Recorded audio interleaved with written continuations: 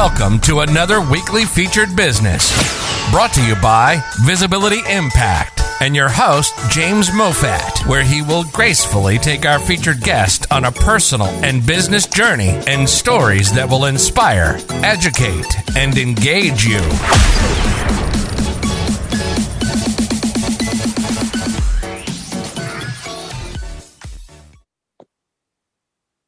Hello and welcome to another Friday Featured Business brought to you by your host, myself, James Moffat, and Featured Business. Today we have our 120th guest. Wow. Simon Paul Sutton. Hey. And today we're going to take you on a journey from your childhood to where you are now, touching on any memorable experiences that you wish to share.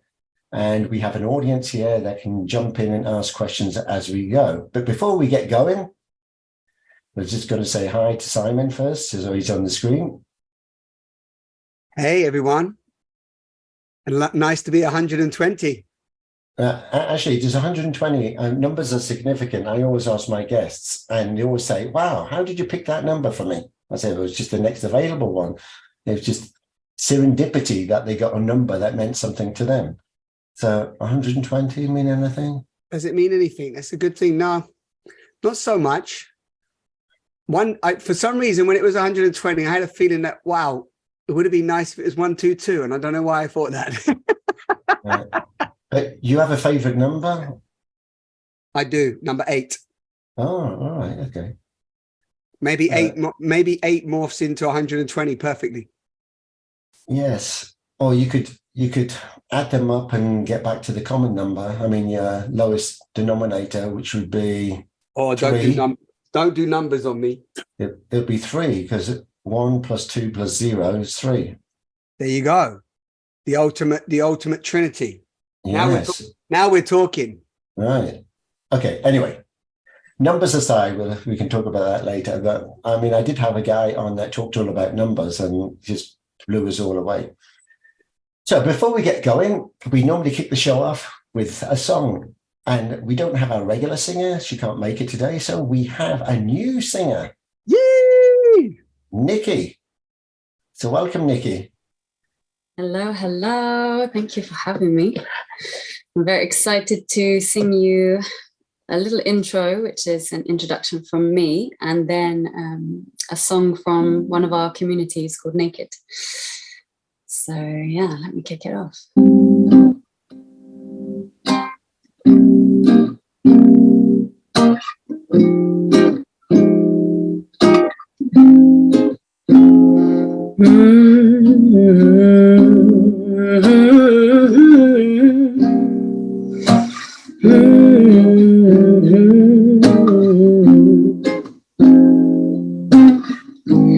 Find the treasure, whether it be broken or whole. Might feel better knowing you know nothing at all. Take it easy if you got a weight on your mind. Just release it, and honey, you'll be doing just fine. I turn to dust when I look at the stars, 'cause I realize they're one of us. Interconnected, I'm receptive to your love. Oh, look at the stars and turn to dust and realize they're one of us. Interconnected, another perspective on love.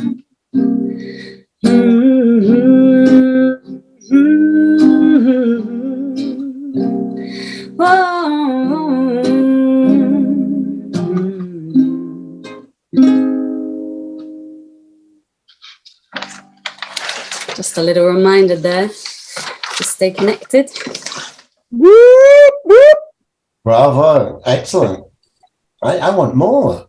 Yeah, exactly. I knew you would say that. Nikki. I knew you would say that. You've got something else? Yeah. Yeah. All right, excellent. If I could meet you again for the first time, I would choose another one of these summer nights. And I know that I'm moving fast and I'm dancing with you so close and tight, but it's about being free to choose. I And it's about being brave enough to win and to lose. To win and to lose. But you were so afraid of being hurt again. Your head shut down so hard you let nobody in. So trying to hold on made you lose it all. And it was clear to me before. And I realized you gotta learn to be alone before we can unfold. And it's hard to say goodbye, but as soon as I know why, I cannot lie to you.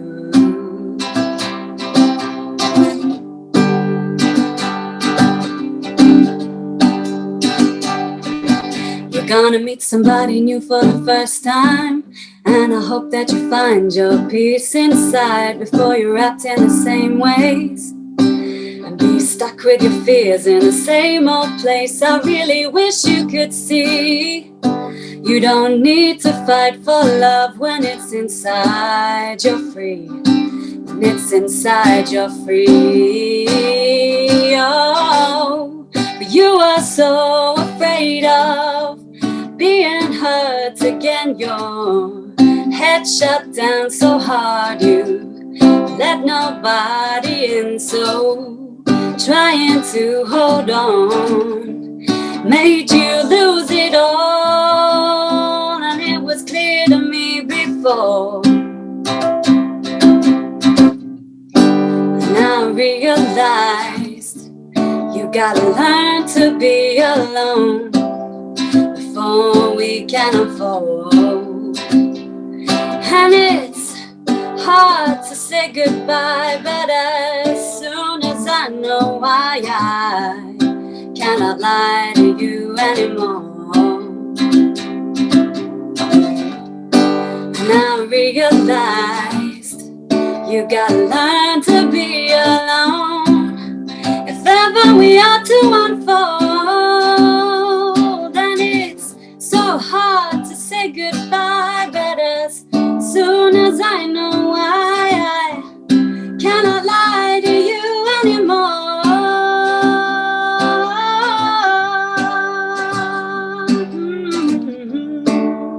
I cannot lie to you. I will not lie, I will not lie to you.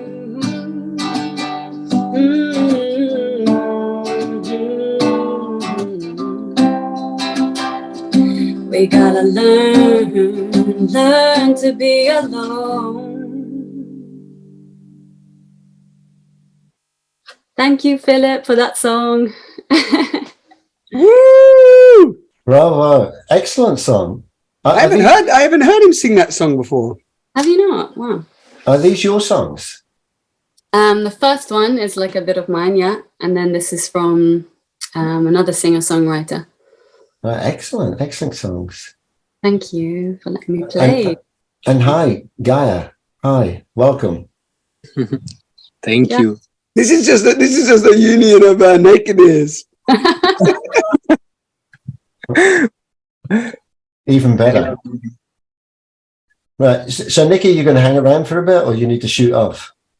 I would love to hang a little bit more. All right. Yeah, no problem. Drop out a bit later. Yeah, you can. You should even sing another one, and we can edit one in at the end of you. Yeah, I mean, this is kind of the raw recording, so I can edit whatever. So, I mean, if you wanted to sing another one a little bit later before you go, then we can do that as well. See how you feel. I might re-sing the first bit that I did because I had something in my throat. But so I'm happy if you chop that in. Gaia's here. Isabel's here. Nikki's here. It was just an opportunity to hang out with my beautiful lovers and tribe. So this is your show then. The funny thing is, James, it's wonderful that you invite guests on like this. I don't normally do this, but I love it. Because look, 3 friends have shown up two I haven't seen for a long time, Isabel and Nikki, spontaneously asking Nikki to come on thanks to your invitation. And now Guy has shown up as well. What a gift. No, I think it's excellent. We try to do something slightly different because it's more fun. It makes people feel kind of at ease. And a lot of the time, people don't know your backstory. And then they might know you for what you do now, but they don't know kind of where you come from and everything else. And that's the interesting bit that I want to know as well. I'm not telling you, though. Right. Where's Guy calling in from? Let's ask. Where are you calling in from, brother? I'm calling from Eden on Earth. You're home. Yes, calling from my wooden hut. Oh, nice. Yes, I love it here. Super grateful to be here. And thank you for this invitation. I'm kind of landing from many other things and another call, and I can't quite remember what this is about in full transparency. I'm here, fully present, happy to see familiar faces and to meet you, James. Ah, a pleasure to have you. And I mean, anyone that's in the audience that hasn't been a guest, and for those that are watching that haven't been a guest, you're more than welcome. So just connect with me afterwards. I'll send all the links and everything will be available. I mean, also for Simon, for your links. And it's all posted on YouTube so people can see the recording and connect with you and myself. And if you want to be a guest and share your story, then you're more than welcome.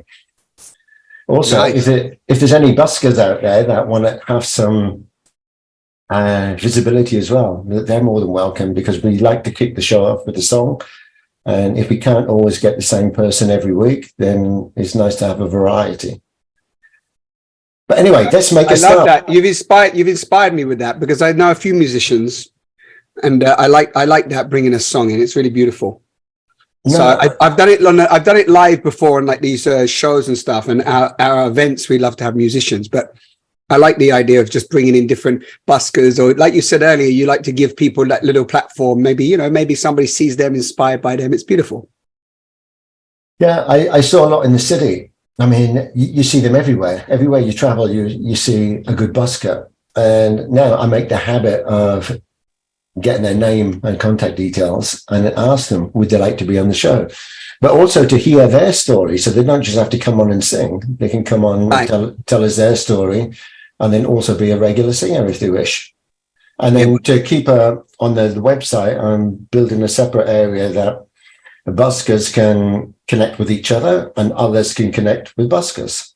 Nice. I mean, I call it buskers, but I mean, a lot of them are so professional. I mean, they're professional artists. Yeah, true. Right. Anyway, let's make a start. So, Simon, this is your life.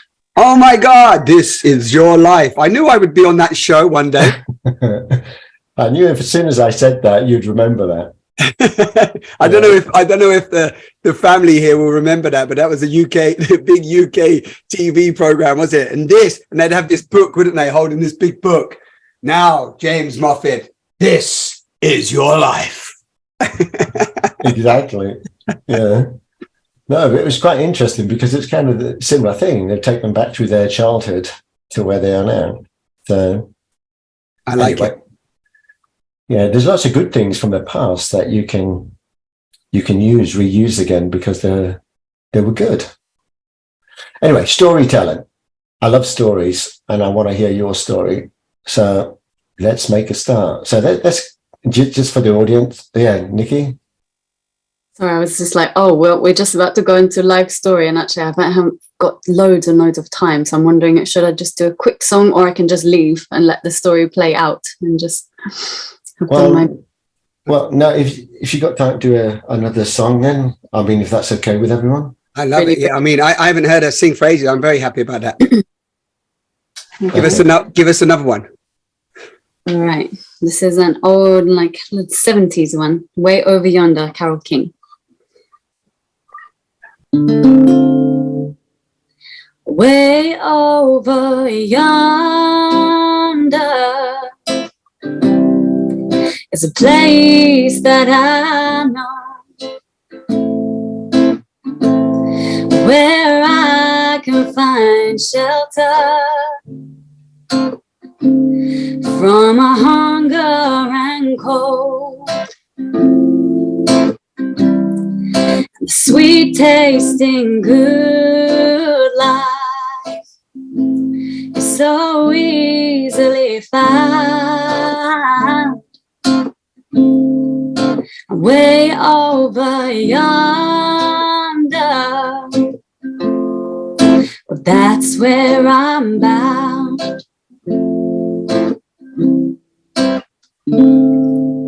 And I know when I get there, the first thing I'll see is the sun shining golden, shining right down on me. And trouble's gonna lose me, worry leave me behind, and I'll stand up proudly in true peace of mind, talking about the way over yonder. It's a place I have seen, in a garden of wisdom, from some long ago dream. And maybe tomorrow I'll find my way to the land where honey runs through rivers each day, talking about the way over yonder. Oh, that's where I'm bound. Oh, that's where I'm bound. That's where I'm bound.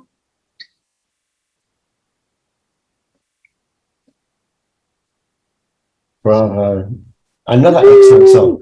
Woo! And on that note, Sai, I want to hear about your life. But Amazing! You know more about my life than me. I do know a fair old bit.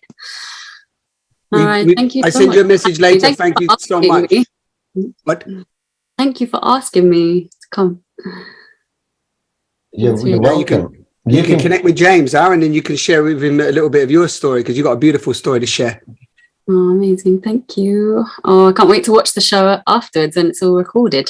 Then you'll know everything about me that you could ever know. Everything. Amazing. And it's so good to see the Naked Ears. I can't wait to see you all in person. I miss you. Love, love, love. Ciao. Thanks, Nikki. And you can be a singer anytime, but also to share your story, so you can be a guest as well. Oh, bless you. That's so sweet. Thank you. I can't wait. You'll see. I'll share the link so you can see that, and you can watch the recording. You can reach out. Amazing. Feel free to get any contacts to Sai or anyone. I'll send it over. Yeah. And bear in mind, Simon's the 120th. That are some. I only pick amazing people, right? So when you hear some of the other stories, you'll be hooked. I mean, I love doing it because I love amazing people, and their stories just blow you away. And I think they'll resonate because I try to pick the same type of people. I mean, in the way that they resonate with each other. Although very diverse, you will love them. They'll be great for your communities as well. Beautiful networking. Always good. Okay. So on that note, thanks, Nikki. Ciao. Thank you very much. Have a good time. Bye. Ciao. Right. And then there were four. Then there were four. May the fourth be with you. May the fourth be with you. Right.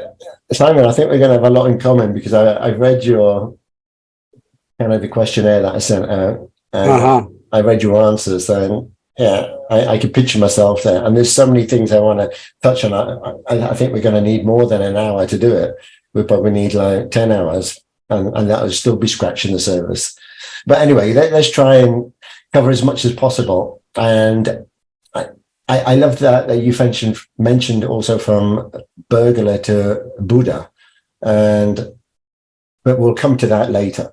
So for the audience, right, first of all, Simon, where are you living now, or where are you now, and where are you originally from? Where am I living now is in Portugal. And where I'm originally from is a small little town called High Wycombe in Buckinghamshire, in between Oxford and West London. Nice. Right. I lived in East London. I lived in a place called Bow. I've never been there, but I've heard of it. Yeah, I mean, it was really kind of the Cray twins neighborhood. Okay, yes. East London, I mean, you had Whitechapel, Mile End, Bow, and so on. Anyway, let's find out about your childhood. So, growing up, have you got any siblings? Yes, two siblings, elder brother and a younger brother, both around 4 years, one of them difference, and 5 years the other. All right. Yeah. And they're in the UK, or have they ventured off as well? They're in the UK, yeah. Yeah. And you're pretty close to your family? Quite far away from them, actually. Right now, they're in the UK, I'm in Portugal. Yeah, am I close to my family? That's a good question. My family is quite a sporadic family.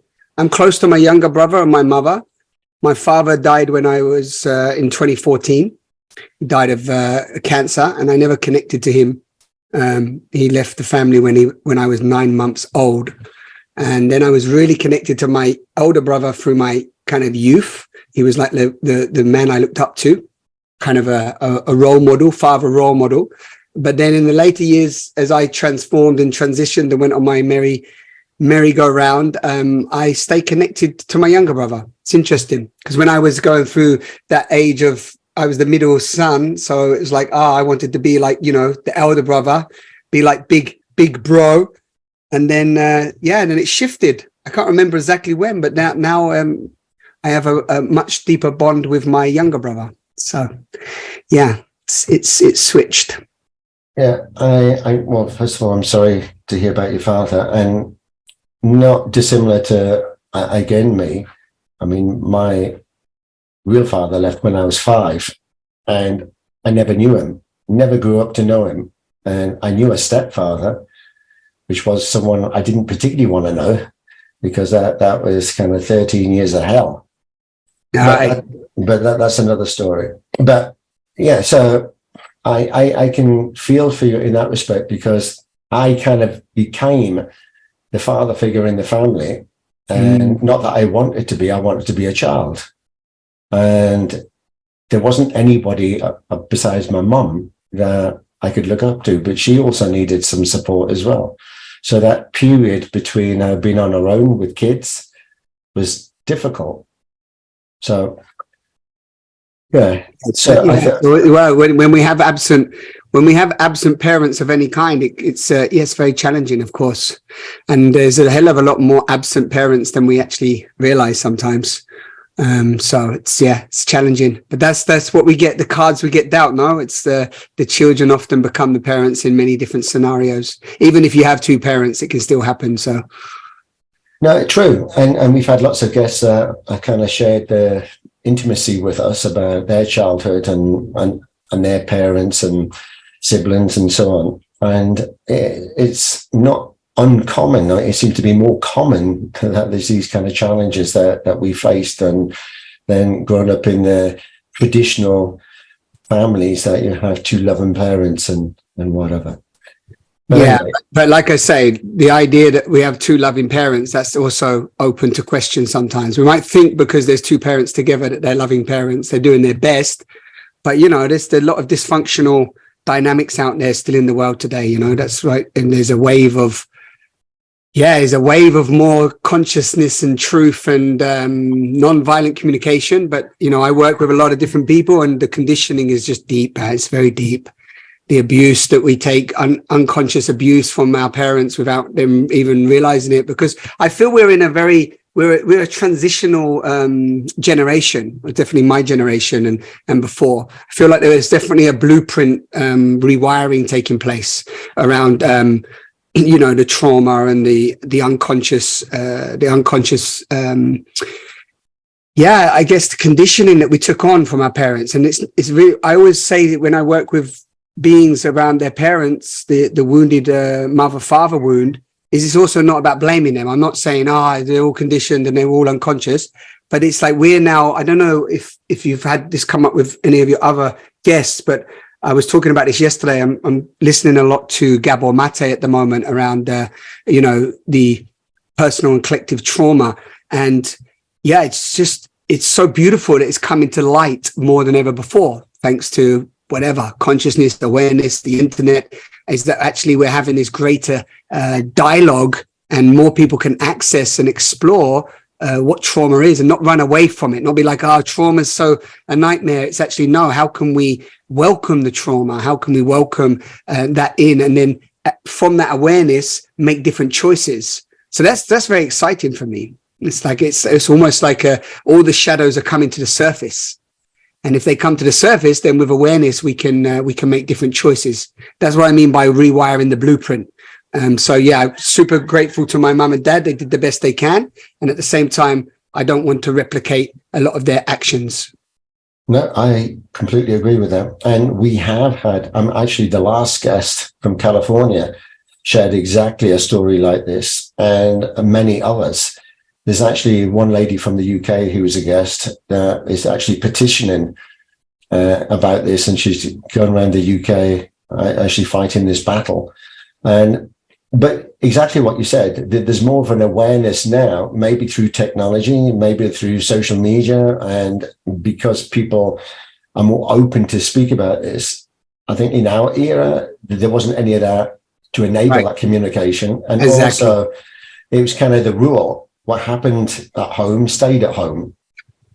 Yeah. Well, you know, it's funny. I'm having therapy at the moment, and I recently diving deeper into my own wounds, my own traumas, and seeing where I really wanted this year to be devoted more to my own personal therapy to see if there's any blind spots that I'm not aware of.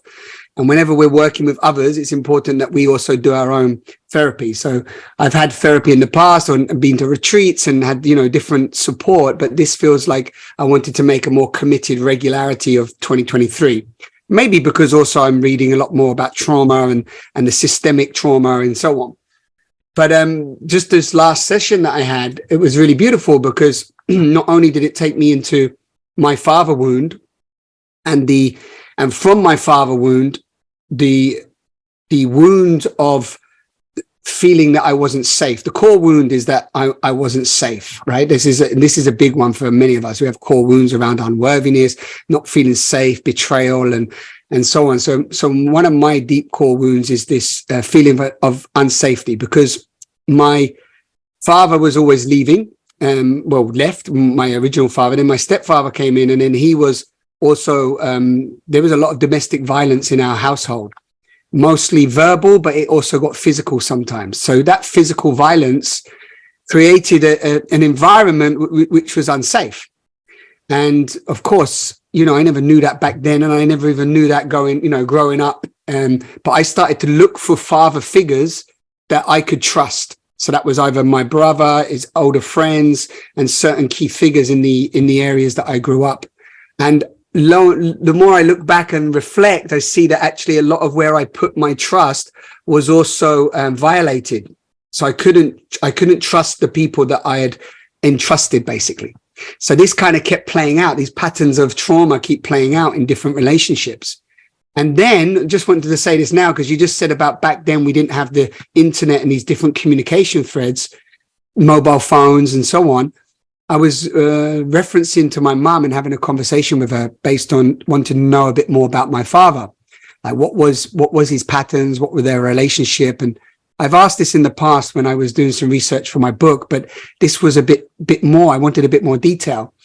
And what really came through was, one is how distorted the timelines are. So when you go back in the past, you know, they're all over the place. My mum couldn't remember certain things, but as I started to work with her and, you know, inquire a little bit more, she was like, oh yeah, this timeline's off. But what I uncovered is that my father used to just basically just leave.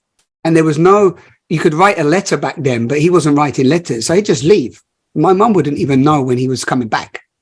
So he'd just be gone. And then it turned back up on the doorstep, right? And then one time he just left, and he had gone for so long, she didn't even know if he was coming back or anything, didn't know how to get in touch with him, and basically moved on from her life. And then he showed up again at the doorstep, right? And it's like this, I mean, this is strange behavior, right? This is like, you know, for me, of course, we have mobile phones and we communicate, and I talk about communications. Like, well, would you imagine if you did that now? I don't know. Maybe people listening might be like, yeah, that happened. But imagine if you did that. Just today, I leave the house and you don't know whether I'm coming back. You've got children at home. You're in your house. You don't, like, imagine that, what my mum was going through. And then imagine what, you know, my elder sibling experienced. And then I was only young at that point, but, you know, Stephen would have experienced a lot more. But then I was feeling into that through my own therapy and going, wow, you know, this plays into my own, you know, my own inability to, you know, to ground, to, you know, to stay in one place, to, you know, always be maybe moving. And in the past, you know, never feeling like I feel home, you could say, right? You know, and then I was trying to think, I mean, I never got to speak to him much, but I was trying to think, wonder what was going through his, you know, his world, his mind. Because my mum doesn't remember so much, but a lot of it's been pushed, you know, deeper down, because she would have been experiencing a lot of, you know, trauma and so on from that. Yeah, anyway, that's just a little piece, but it's like right now, even now at 46 years old, I'm kind of looking inside to uncover, you know, who am I and who am I not, and what parts of my own conditioning from my mum, from my dad, from my, you know, my siblings, you know, because we're just a mimicry now of so many different people and experiences that we've, you know, endured for our life. So anyway, that's a little insight.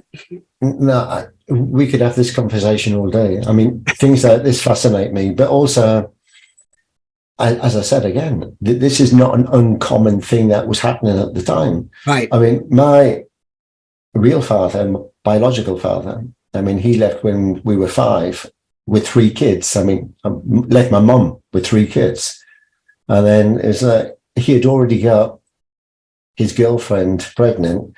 So my younger brother is the same age as effectively stepsister, right?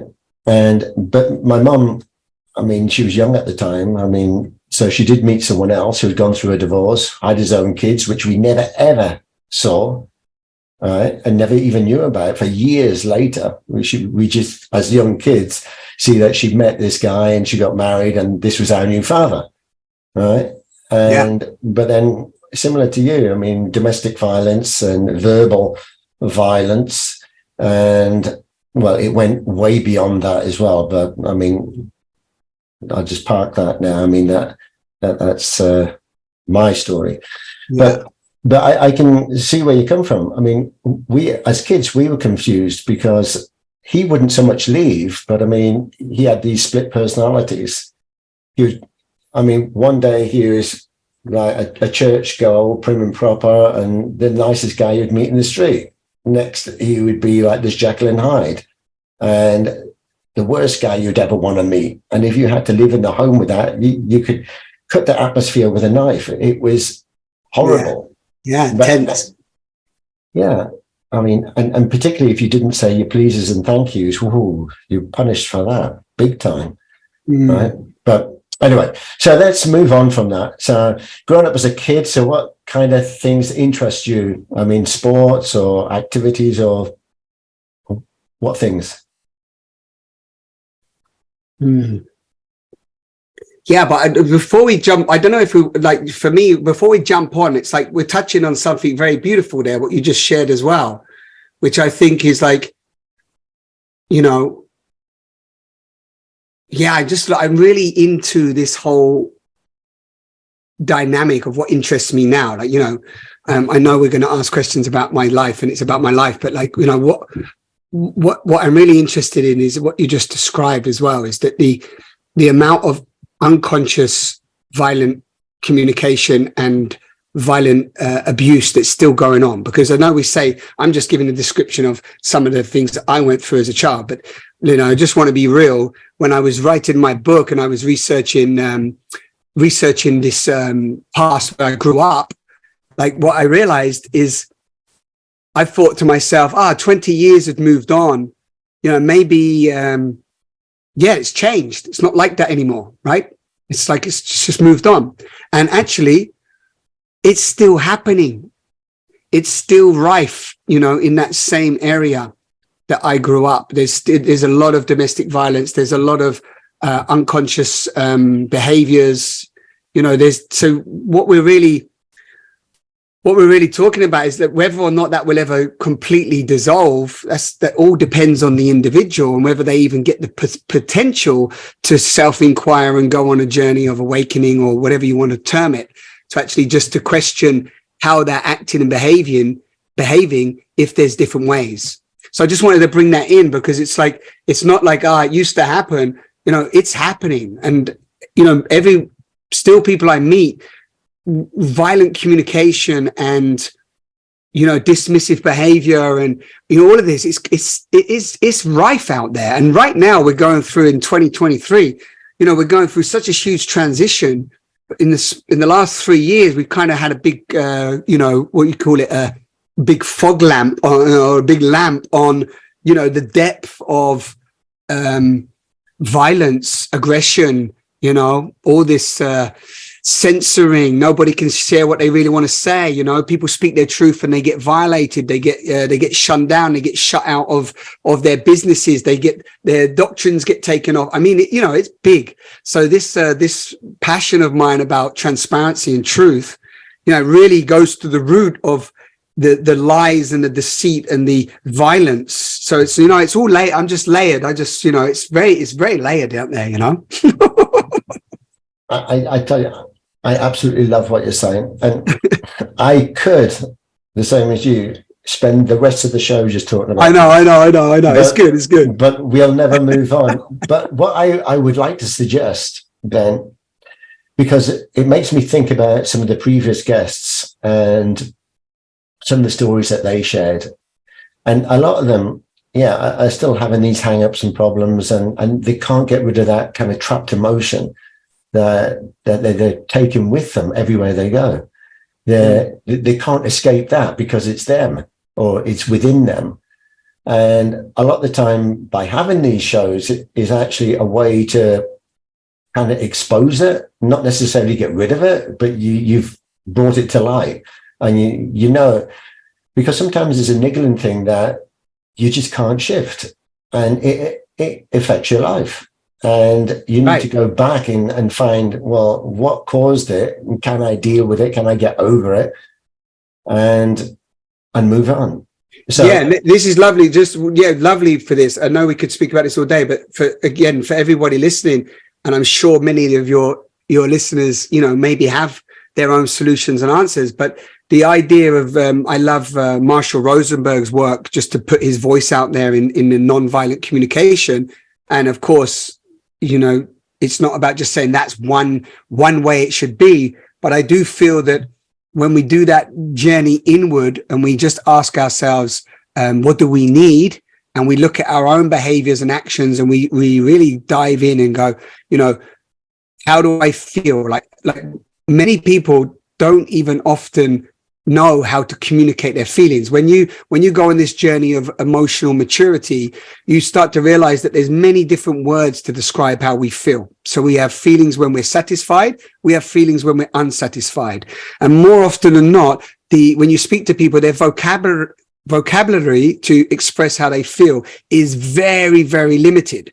and they don't know how to even put word to it. Often it's just words that are not even feelings. You know, like, for example, I feel good. Good is not a feeling. Good is actually means in the dictionary, I am approved of. So good means I'm approved of. Good's not a feeling. And when somebody says, oh, how do you feel? And people say, okay, not bad, so, all right. These are not feelings.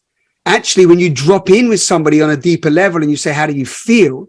And somebody says, oh, I don't know. And then you go a bit more. They say, I feel numb. And you go a bit lower than that. And you go, no, you don't feel numb. What's underneath that? Oh, there's pain. Oh, there's anger. There's rage. Yeah, there's sadness. There's grief. And then it's like, and then when you give people permission that they're okay to feel that and it's safe to feel that, then you start to get the liberation, because the energy that's stuck inside can actually start to have vent. It can start to be expressed. And so when we work with beings and we're working with their emotions, we're allowing them to claim back the power of this suppressed emotion so that they can actually express it and then use that energy like an alchemist for creation, for you know, healing, for supporting, for creating beautiful things in the world, for bringing love into ourselves, you know. So, you know, it's juicy. Yeah. And so when I look into the world, I'm like, wow, all violent communication is a tragic expression of our unmet needs. So I know we're going to move on now, but like, what did your dad need? What did my dad need? What did my mum need? Nobody even knows how to communicate their needs, James. So no, exactly. I mean, it's not superficial. It goes deep, very deep. Because why did our parents act in the way that they did? Right. What was behind that? What was their story? Exactly. And maybe they had some trauma that they brought through, they never got rid of, and that comes out in the next relationship. No, maybe, no, maybe,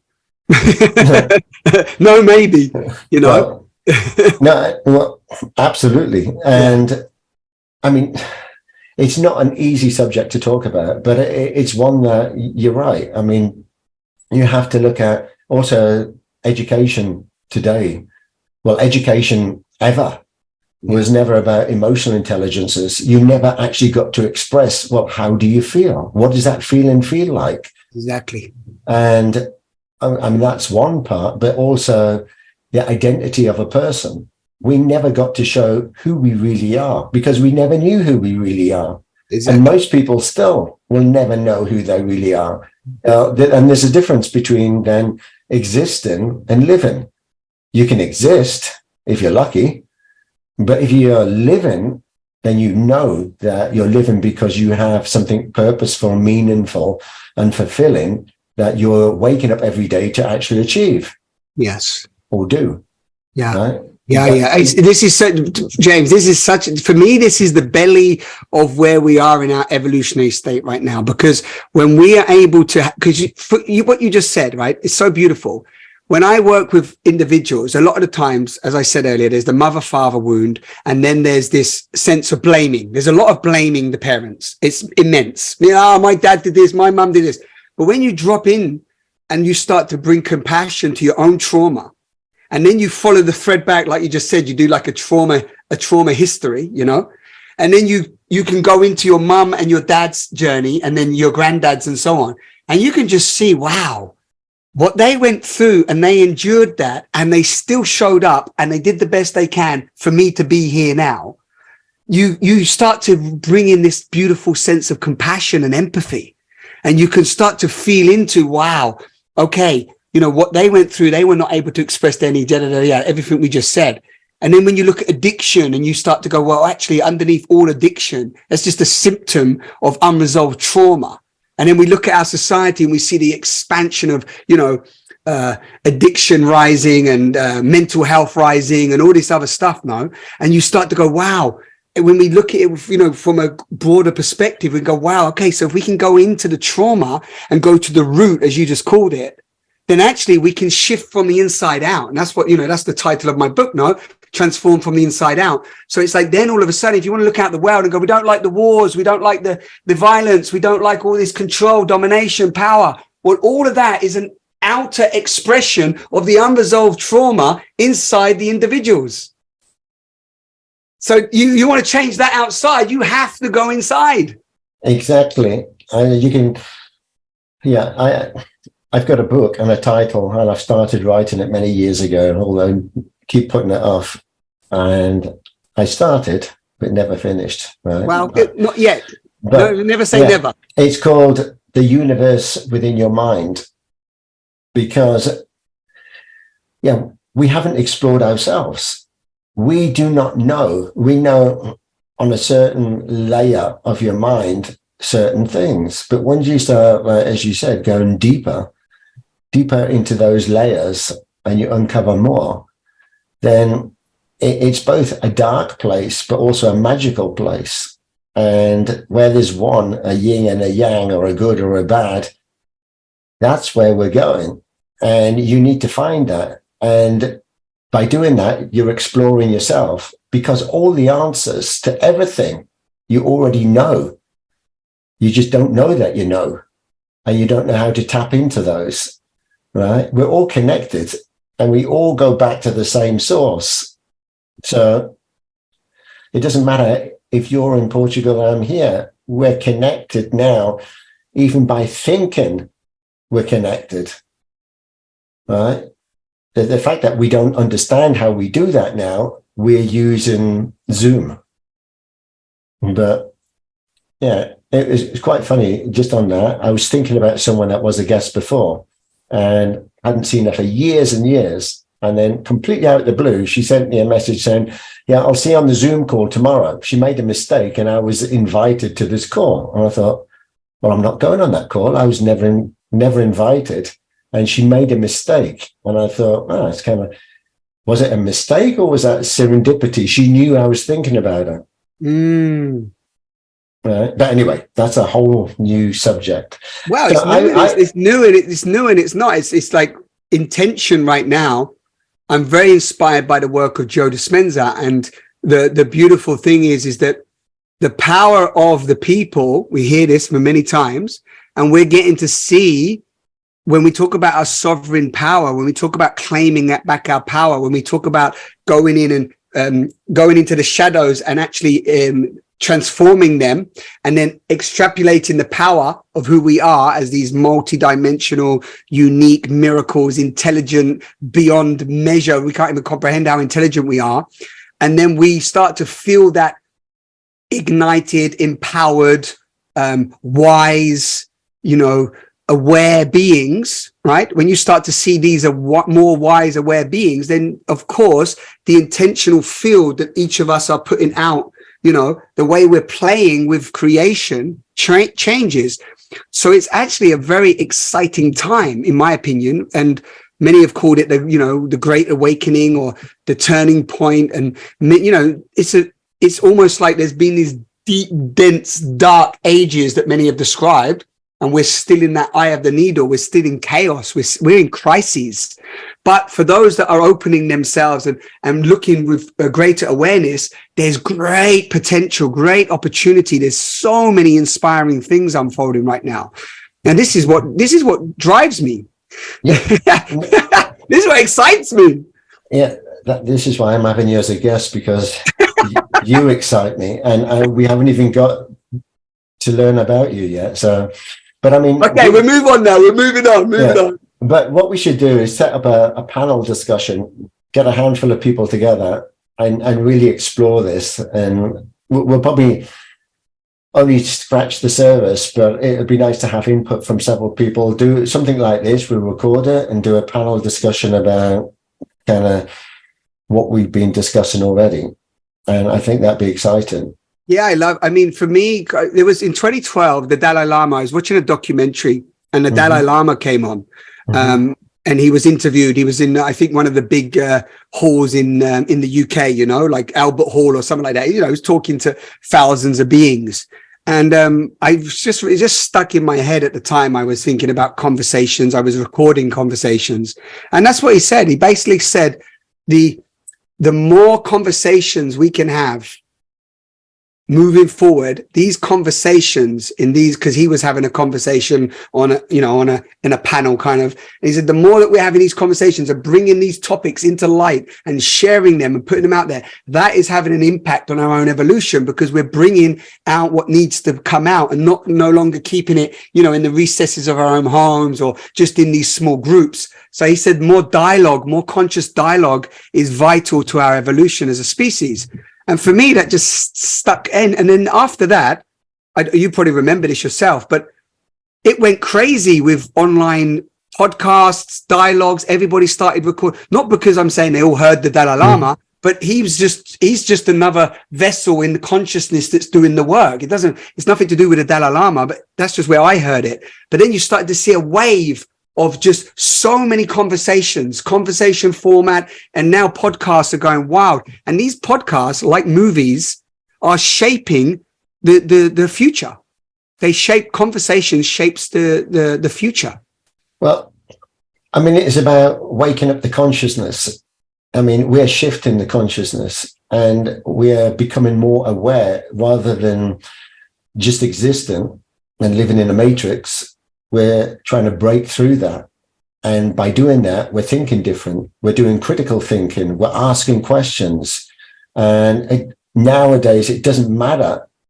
I mean, going back to our childhood, it seemed to matter then. If you were different, you were kind of excommunicated, you were ridiculed, you were, being the odd one. But now, I want to stand up for myself. And if everybody thinks I'm a fool, then that's their problem, not mine, right? I will follow what I believe to be true, and I'll stick by it.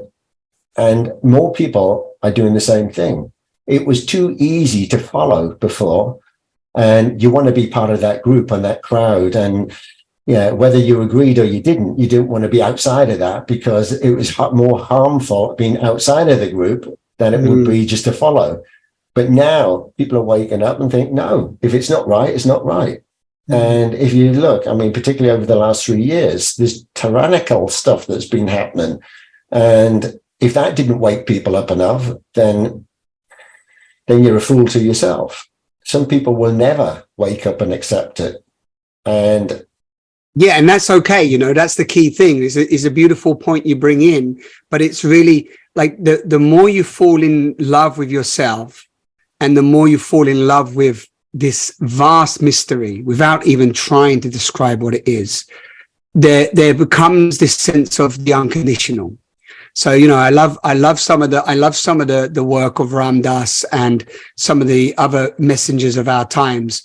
And, you know, this idea that when we really drop into the unconditional, so often the conflicts are through us wanting to control other people, right? It's like we want them to be like us or whatever the story is. No, I'm in a fear bubble, and I'm scared somebody's going to take away what I possess, this identity, you know, this sense of this sense of I am somebody, right? And we identify so much with our pain. We identify so much with this idea of separation. We identify so much with the idea that Simon is a person who exists. It's called a human being. You know, we get so caught up in that, in my opinion, very valid but very small aspect of who we really are beyond the individual self, right? So when we talk about consciousness or the collective, it's beyond me. You know, I'm literally just a voice box for this mystery to just express itself, you know.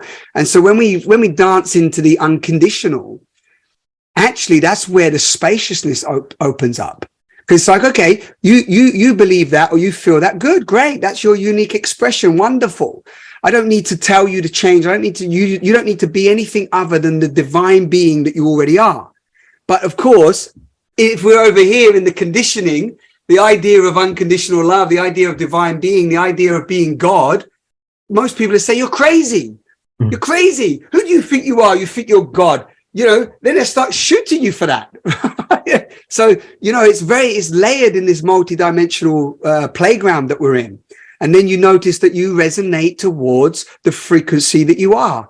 We're just magnets, right? Magnetism, electromagnetic fields. We magnetize to those that are in the same frequency, you know, and you know, and where it gets sometimes sticky, James, is for me when we want to control. Ultimately, we want to control. Everybody wants to control what cannot be controlled. They want to know what cannot be known.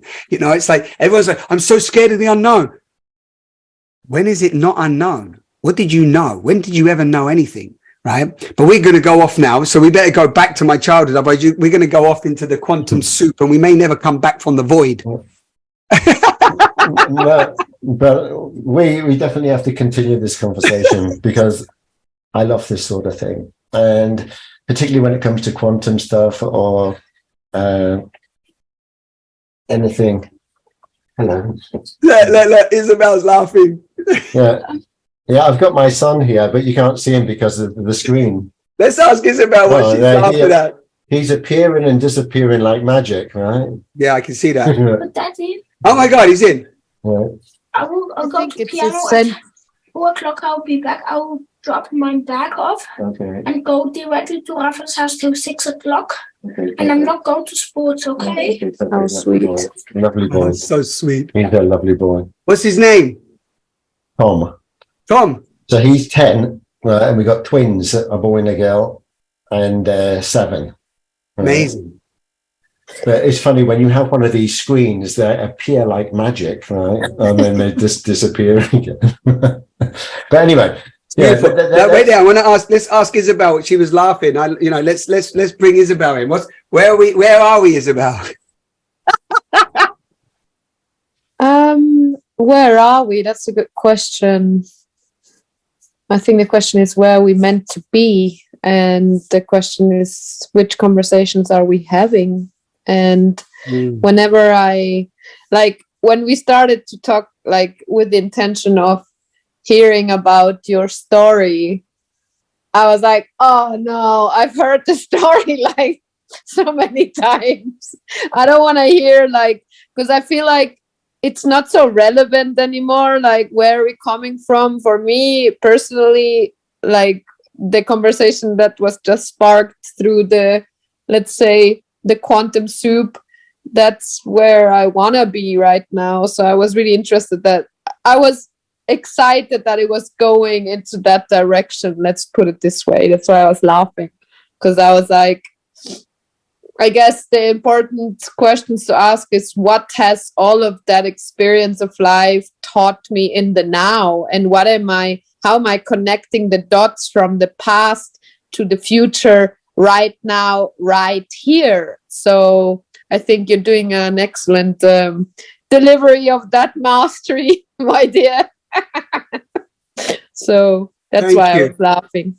Yeah, and this is really beautiful what you bring in. Thank you for that. Is because, you know, there's this idea that story, right? There's a beautiful guy called Mark Matusak, and he talks about story, so beautiful. And he talks about you can either write yourself into your story of pain and, you know, in the past, and you can hold yourself there, or you can use your story as a tool for transformation and then write yourself into a you know, whatever narrative you want moving forward, because we're all storytellers as the theme of this beautiful show that James is offering. So I love what you said there. Yeah, like I'm the same. When somebody says, tell me the story, I'm like, well, I wrote a book, and also at the same time, I don't want to be, have you seen that movie? I got to bring this in. It's so funny. There's a movie called I Heart Huckabees. Have you seen that? Yeah. Have you seen that?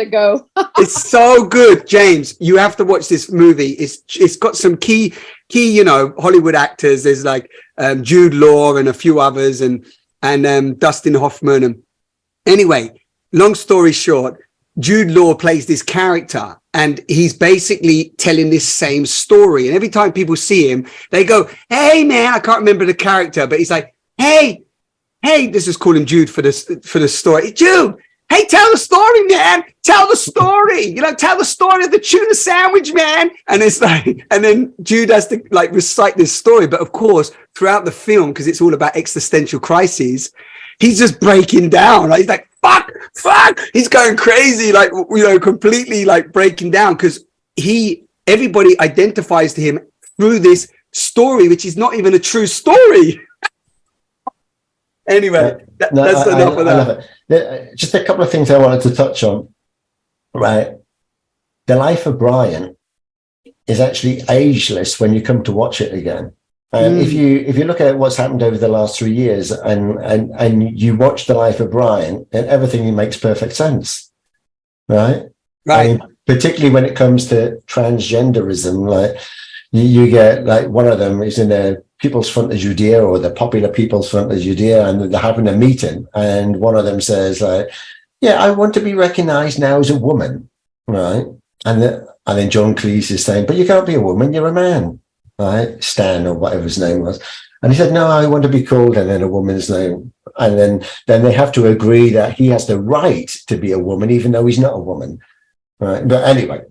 That's called The Life of Brian. No, that was like a very old movie. No? Yeah, but it's still, you watch it and it just makes alarm bells go off in your head, and how things are so silly, particularly when people are like, oh yeah, we all want to be individual, and then they're all saying it, we all want to be individual, and then they're following each other.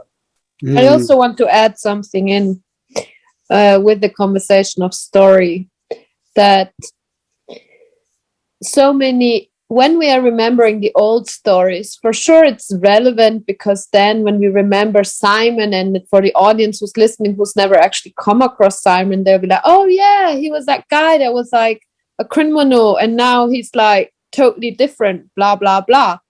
But I think when we are going back to connecting the dots and staying in the here and the now, we are creating a new narrative. And by creating a new narrative, I believe we are also creating new symbols for our time.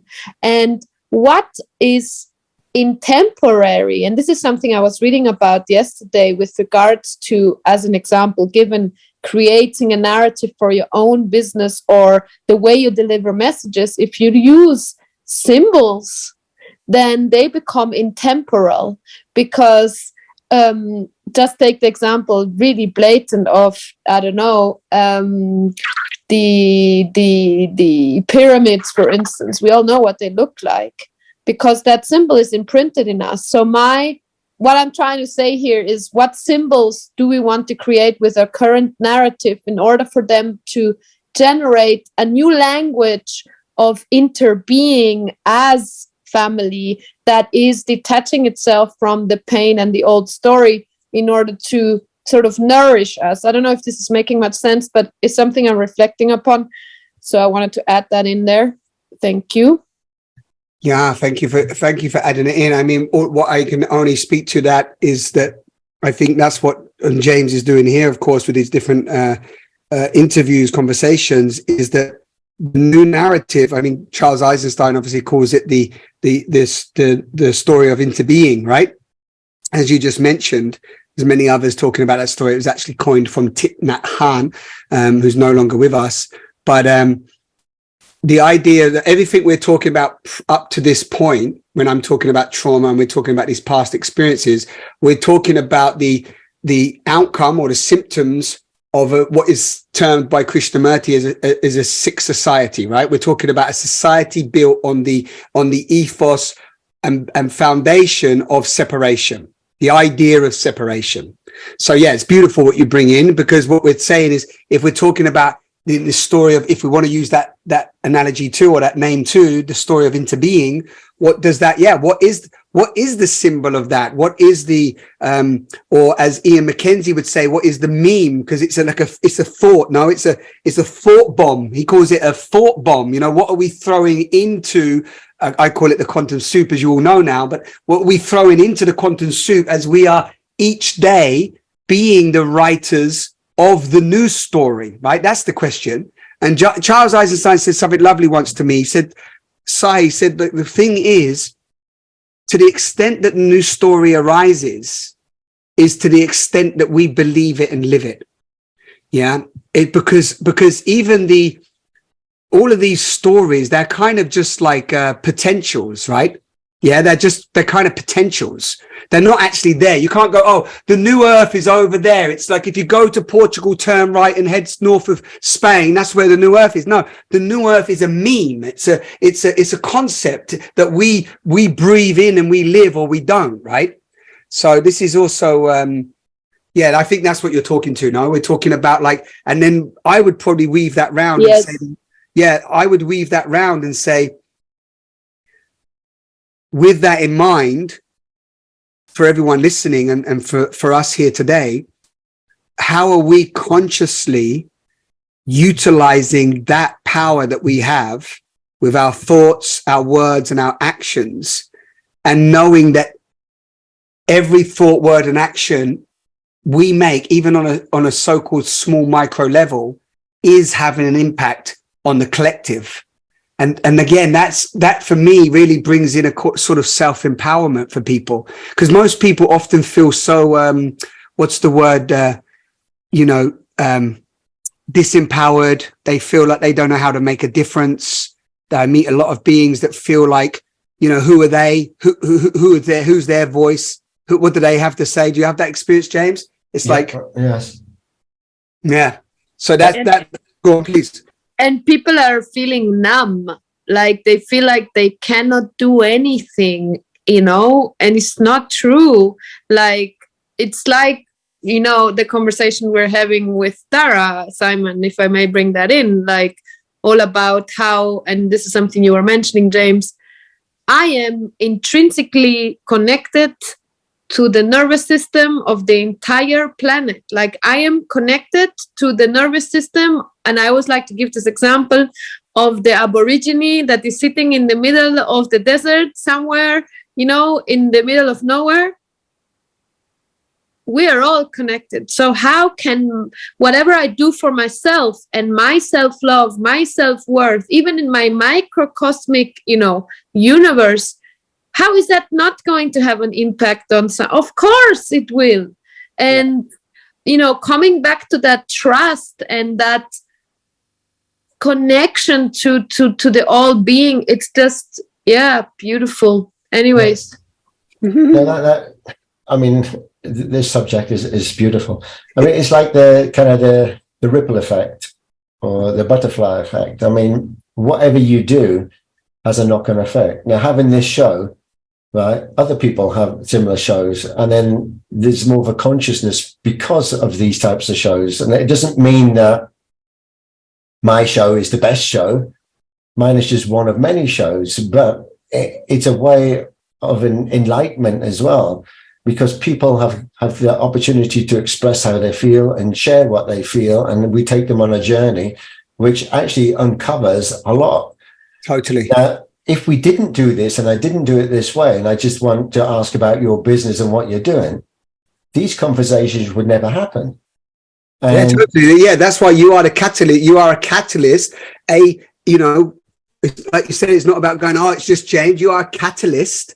For, again, I like to just say we're just vessels for this greater consciousness to come through right now. And if we can surrender to that and humble ourselves to not think that, it's me, I'm the conscious wise one. Make sure you follow Simon and everyone follow me on my YouTube page. It's fuck off. Excuse my French. I hope I'm okay to swear. It's like, it's like not interested. We are a collective organism. Look, I got goosebumps as I said that. We're a collective organism. If you go into permaculture, into nature, you look at the symbiotic connection to all things, then you start to tap into the mycelium intelligence. When you do that, you can let go of thinking you need to learn everything, know everything, be everything, need to be everywhere. You are everywhere. You're everything and everything that ever was and ever will be. It's like that, embody that, and you start to realize how much of a God you are. Amen. No, exactly. The problem is we were born with duality, and we have an ego, and that ego sometimes rears its ugly face and it wants to take control of the situation. And then sometimes you have to sit back and think, well, hang on a minute, that's not me talking, that's my ego. But anyway, we will never move on if we don't. Ciao, Isabel. Right. But one other thing you mentioned, which reminds me of old programs that you will remember. You mentioned about the sovereign self, right? So,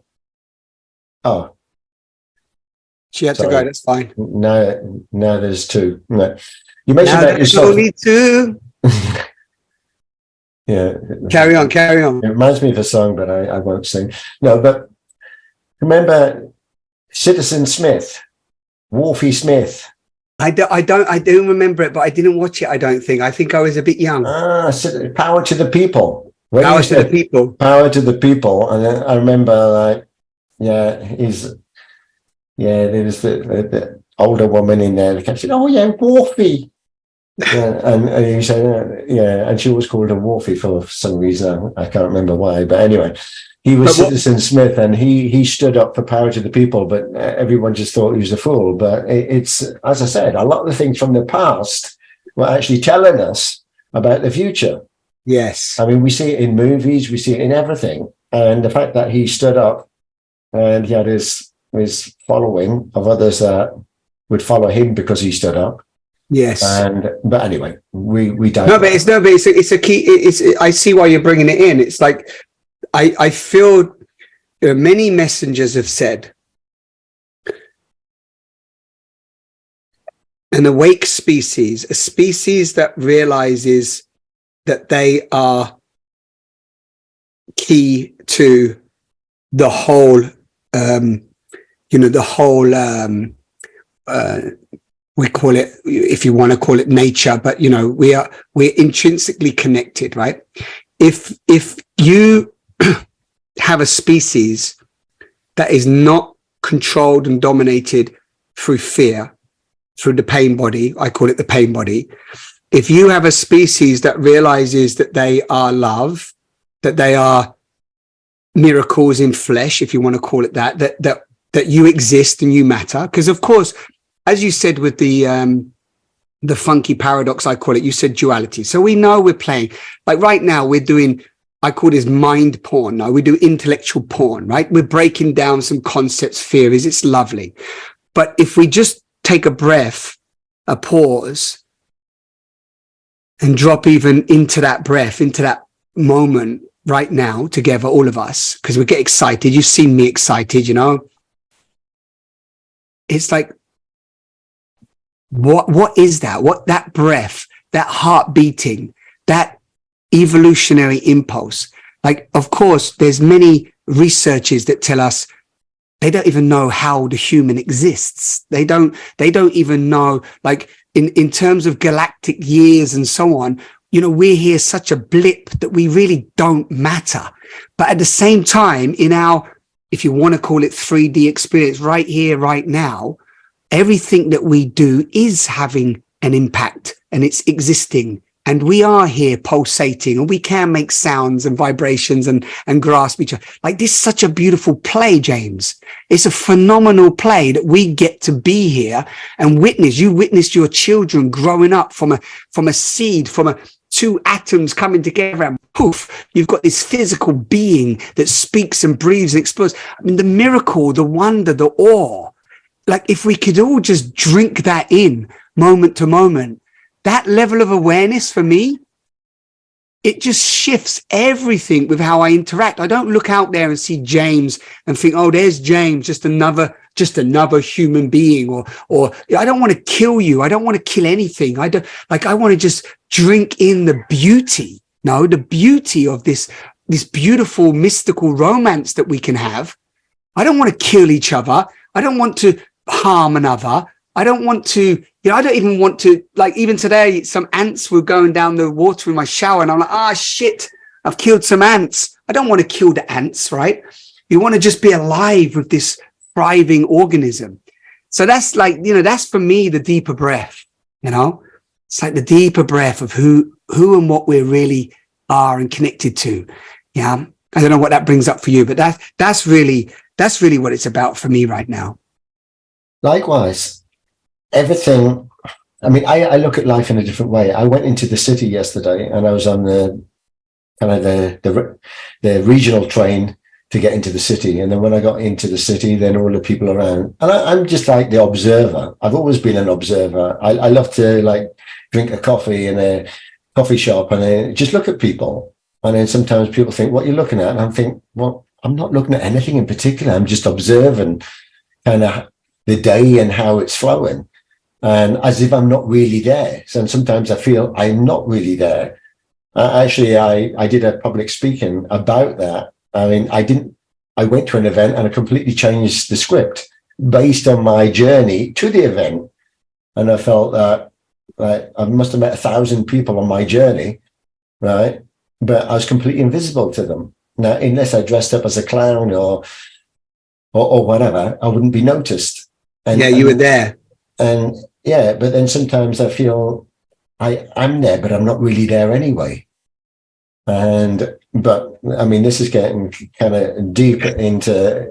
We're getting deeper into the quantum mayhem. Let's drop back. What other questions did you have for me? Right. Anyway, so then let's go quickly now, just so people get an understanding of who you are, because I've read about you and I've done some research, and I mean, you are one of the most fascinating people I've ever come across. I don't know you, only from us meeting a few weeks ago, but I feel that connection. And I think that connection is something that's so magical, that it's something that is inseparable at the same time, because it's not often you come across people like that.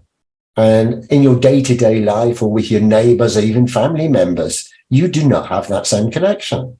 Not that you don't want to have that connection, it just isn't there. And people are at different stages of their personal evolution, and not any two people are the same because of what they've gone through and what they contain within their head of experiences. And it's magical, because rather than talking about the differences, embrace the differences and try to understand. And anyway, I just want to say that. So let's just touch on a bit about you. So as a child, why do you do that? Why do you share something and you say anyway and then come out of it? Why do you do that? Because I think for this show, it's not about me. It's about you. Yeah, but this is the thing. This is a beautiful point that you bring up. There is no me. No, but right. So there is no me. So right now, the nucleus, the beauty of the alchemy and the synergy that happens through this dynamic can only happen through you and me. If you're just there as the so-called interviewer asking me questions and we don't dance and allow the alchemy, which is unique, there's a constellation that happens that can only happen right now, right here in this. This constellation will never appear ever again anywhere on the planet, ever in existence of any time that we know, ever. So the key is, like, I'm not here with an agenda to have to say anything, that we have to get to the end of the story, that, you know, people have to buy my book or any of that. I don't care. I don't care about any of that. What I care is, like, can people feel a vibration that is beyond the limitations of the conditioning that we have moved through? You know, that's all. So if you've got something to offer and bring to it, in my opinion, based on you interviewing me as so-called Simon and his show, right? I don't mind. I like it. So all I would ask you is, if you're in a flow, don't cut yourself off and kind of dismiss it like, whatever, because what you're bringing through is probably what somebody on the other end needs to hear. Excellent. You know, I had a guest, I invited someone I thought would be a good guest, but in the end, she didn't want to be on the show because there wasn't enough followers for her. And I thought, you're not coming on the show for that. You're coming on the show to share your story. Now, whether there's one person that you change and influence and they resonate with you, or 100,000, does it matter? Yeah, exactly. Right? I mean, to me, if nobody listened, but I mean, I did a public speaking event. I was always a judge at these events, right?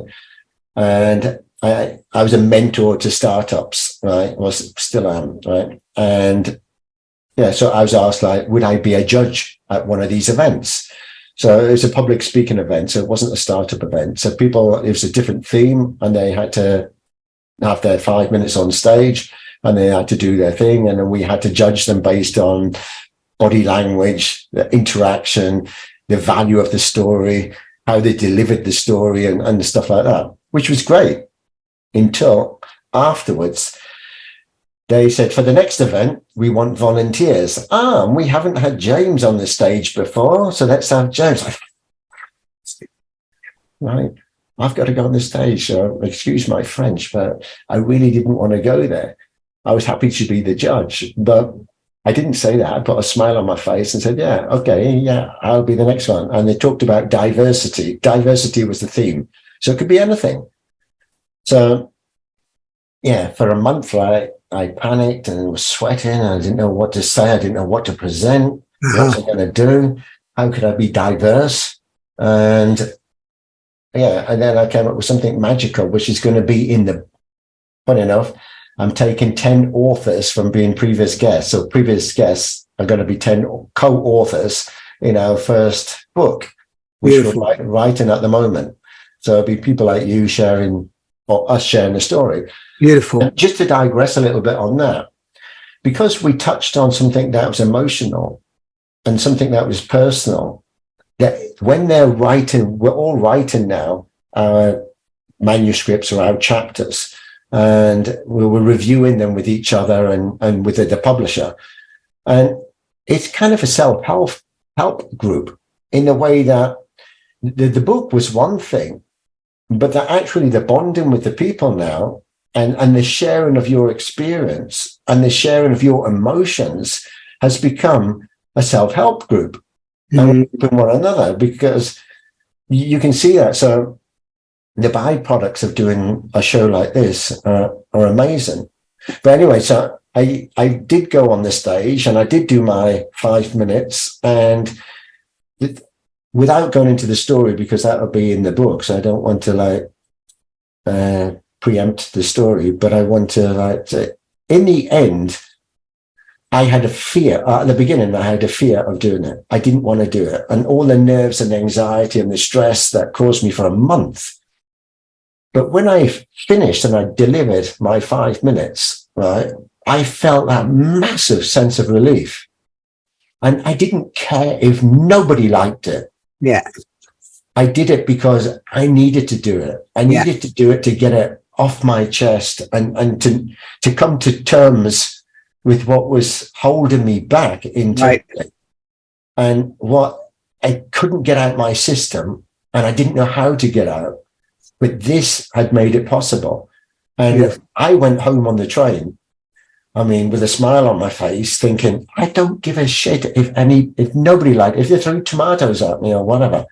I did it, and I'm the winner in my own mind, because you'd overcome a fear. Yeah, exactly. And then from then onwards, excuse my French, I didn't give a shit anymore. Yeah. I didn't care. I didn't care if I was the odd one out at parties or events, or then went into the bloody COVID crap. And then I was, because of my beliefs and because of my critical thinking and questioning, I'm the conspiracy theorist. Now, I didn't care anymore. I really did not care. I didn't care if I was the only one out of 100 that thought that way. Right. Because I knew within me, whatever I believed was right, it was for me. It wasn't for them. It was for me. Yeah, but this is a beautiful point, because this story has been sparked from you telling the story of the woman that came on as well, who said, there's not enough followers. But it links, if I can just jump in and say that links to the story that we spoke about before, which Isabel brought up, and you and I spoke a little bit about she said about, if the nervous system that is connected here connects to the Aboriginal, and if we're talking about this quantum mycelium network, right, that is everyone's interacting with it, then we really are moving beyond, let's say, what might be described as, I'm not saying I would always describe it like this, but might be described as the egoic identity that I need more followers, you need more followers. And where does that come from? That comes from our society that is built on the foundation of commerce, built on the foundation of marketing, built on the foundation of everybody trying to be the next bestseller, sell their courses, sell their things, which I have too. I'm in that world, this world of marketing, this world of selling, right? So that's why when people say, can I come on your podcast, but how is it going to benefit me? So we move. So what you and I are talking about is we're moving from me to we, because if one being, and this is so lovely, I love this because I've been creating content for years, and I'm telling you now, I've gone through that process of like getting caught up looking at the counts and the numbers, knowing that it's all algorithm madness. And I got caught up in that story. And then I'm like, numbers, and you need more money. And if you have more followers, you're going to make more money. I got caught up in all of the different lines across the way. And for now, it's not that I don't want to sell books or I don't want to make money. I do. I welcome it all and I will use it. But I'm starting to really, let's say, have a much more liberated and freedom from these, hooks and dopamine manipulations and all this other nonsense, because as you just described it, you are putting this content out there and energetically we're plugging into a field, right? That you and I both, at least you and I resonate with this greater field of knowledge, intelligence, right? And so, yeah, my podcast gets 10 views last week, yours gets 50, so-and-so's it's like we're all part of this same network. So it's not about, the competitive nature of the individual self. It's like, am I doing what I love? Am I doing what feels like my contribution and play? And if I'm doing that based on your little story as well, I'm doing it for me. You're doing this show for you. But by doing it for you, you're bringing and meeting beautiful beings along the way, and they're getting to support that and support you. I'm here for me and I'm here for you because you're like, we've just met and you're like, hey, I've got this show. I'm like, yeah, okay, I show up for James. And of course, I'm showing up for me. We talk about me. We talk about my book. We talk about life. We get to express ourselves. And what's nothing more beautiful if we can get to express ourselves, because we're only here for a very short time, right? So the question is, I always say is, how then are we expressing ourselves? Yeah. So that's what I have based on your little story. No, I love it. But the thing is, I believe in every action has a reaction. What is it that I want to achieve by doing it? I mean, my wife says to me, why do you do that show every week? You spend hours doing it and your preparation and the videos and you don't make 1 cent. Right. I said, because I love the stories. I love the people. Yeah. And she said, well, how do you find all of these people? And I said, well, I don't actually go looking. That's the thing. Yeah. I come across them in everyday life. Mm. I mean, typically on a social media platform, but it doesn't matter. It can either be a comment on a post. It could be something. And you follow your intuition and you follow the magnetism and the resonance. Mm-hmm. And you create this content, and this content is so enriching for you because you really genuinely are interested in other people, right? Like, this is what I talk about. This man leads us into talking about the gift culture. Like, brother, you are receiving an abundant amount of energy and connection and knowledge and wisdom, and you're offering something to the greater good, the greater evolution of humanity. I'm sorry, you might not be making a cent, but that wealth of that, the gift of that, can't be measured in money. But this is far out for some beings. They can't grasp this, because if you don't experience the feeling inside, which actually goes so beautifully into your story, that you felt by speaking on stage afterwards for that 5 minutes, boom, a fear had moved from within you. And all of a sudden you didn't care. You could feel confident. You felt like, wow, I just overcome a fear. Well, when we do these talks, 2 people come on, 2 of my friends, they don't even they're like, oh my God, here he is again talking about this stuff. They've probably heard it 100 times, right? It's not about that. It's about what is happening in this dynamic that is giving you and I confidence, experience, opportunity to express, maybe to get some clarity from what we're sharing. Maybe something new pops in. Maybe you give me a perspective I've never seen before. I offer you one, maybe. We help each other evolve, James. Like, I'm sorry, you can't put a price tag on that. Yeah, absolutely spot on. You cannot. If things were measured in consciousness, then we'd be millionaires. Right? But I mean, it's not about the money. I mean, money is an enabler for better things, for sure. Of course. And we all need it whilst we're in the typical system that we live in. Yes. But Totally. once we're not in that system anymore, we don't need it. Yeah. And also one thing I want to say to that, because it brings into the gift though, brother. I live in the gift culture. So this might be a nice thing. It kind of scooches on a little bit from our, but I could weave it in with a tiny bit of story for you, right? For everyone listening, because they're kind of saying, man, these guys have gone off into a philosophical, existential journey, right? But so in essence, for those that are listening, haven't read my book and haven't heard from me. So I grew up as a criminal.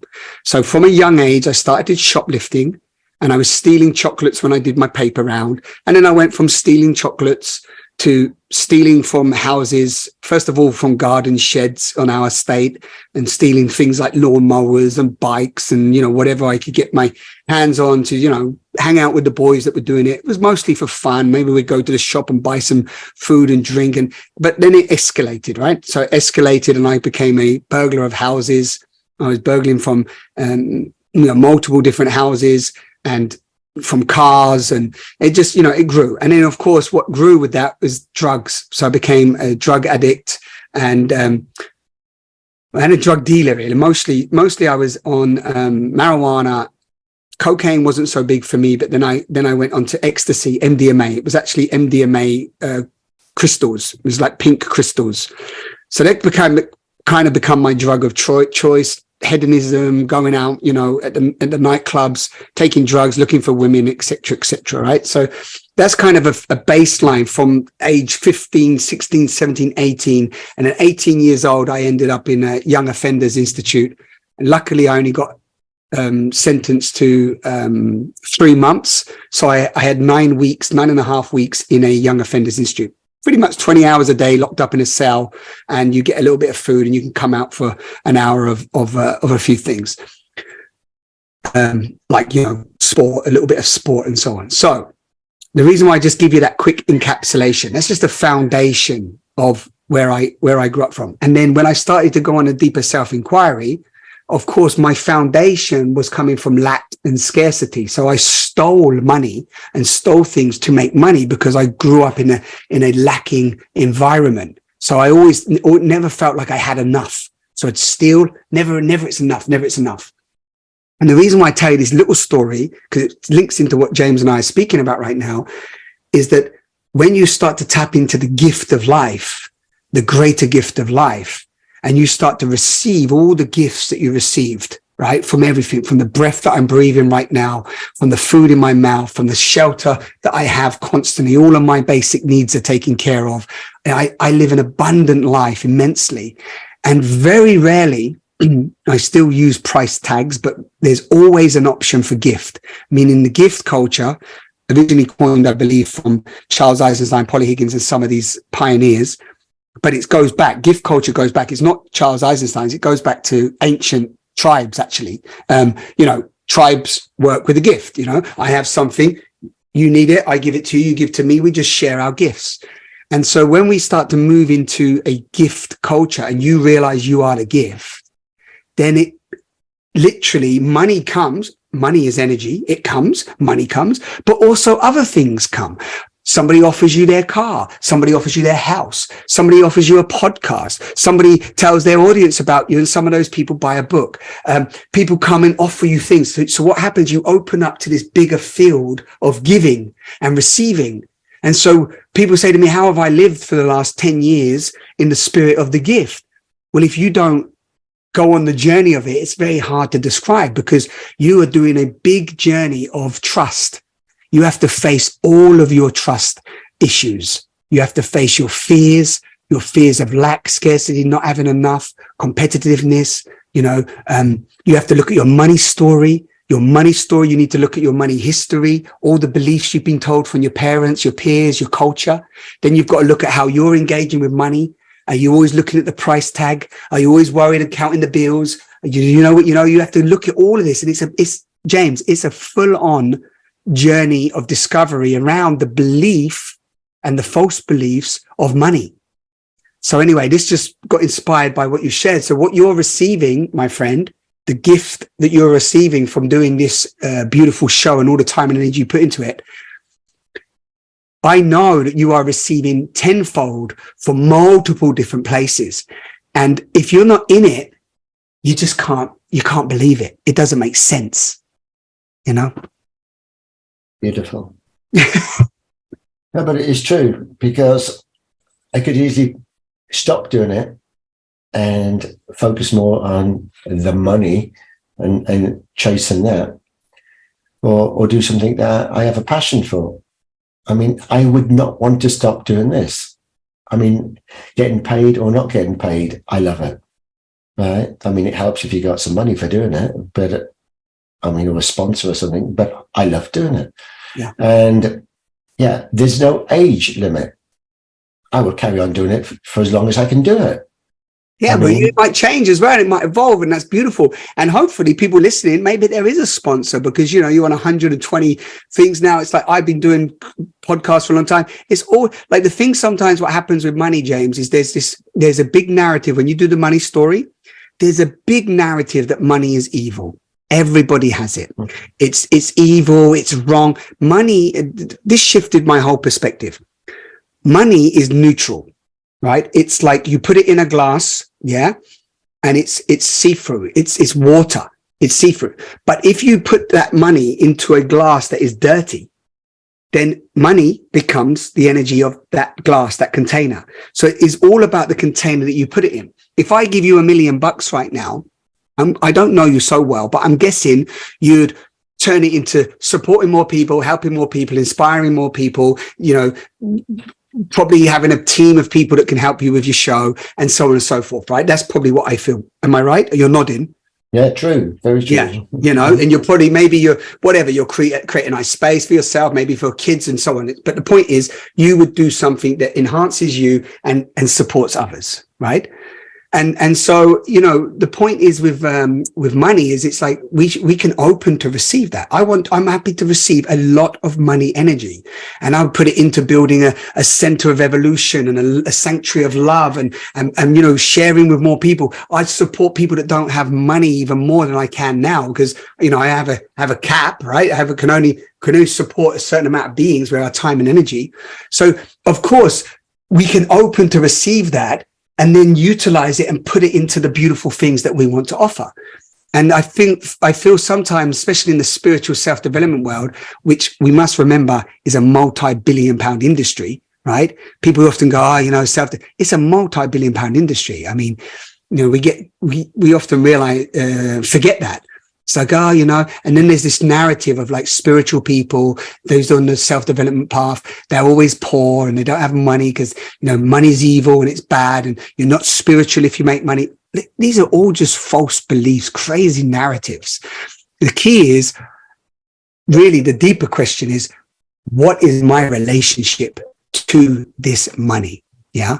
And I had to go, I'm still on it, and I had to go on a big journey with that, especially being this criminal and stealing and, you know, and it was like, wow. And when I look now at the depth of the lack and the scarcity that I grew up in, it's, you know, that lingers with you, and you have to constantly be aware of what's happening, what's playing out, how I'll leave you with this, but it's like the strategies that we come up with to get our needs met are sometimes so manipulative and so aggressive and so, you know, subtly violent, that unless we really do the work on ourselves to go, well, what are our needs and how can I get them met in a very clear, transparent, loving way, right? And then you don't get all of these, like, you know, these, I know you're nodding, but you know, these kind of manipulative ways that everyone's trying to sell or make out that they don't want something, but really they do.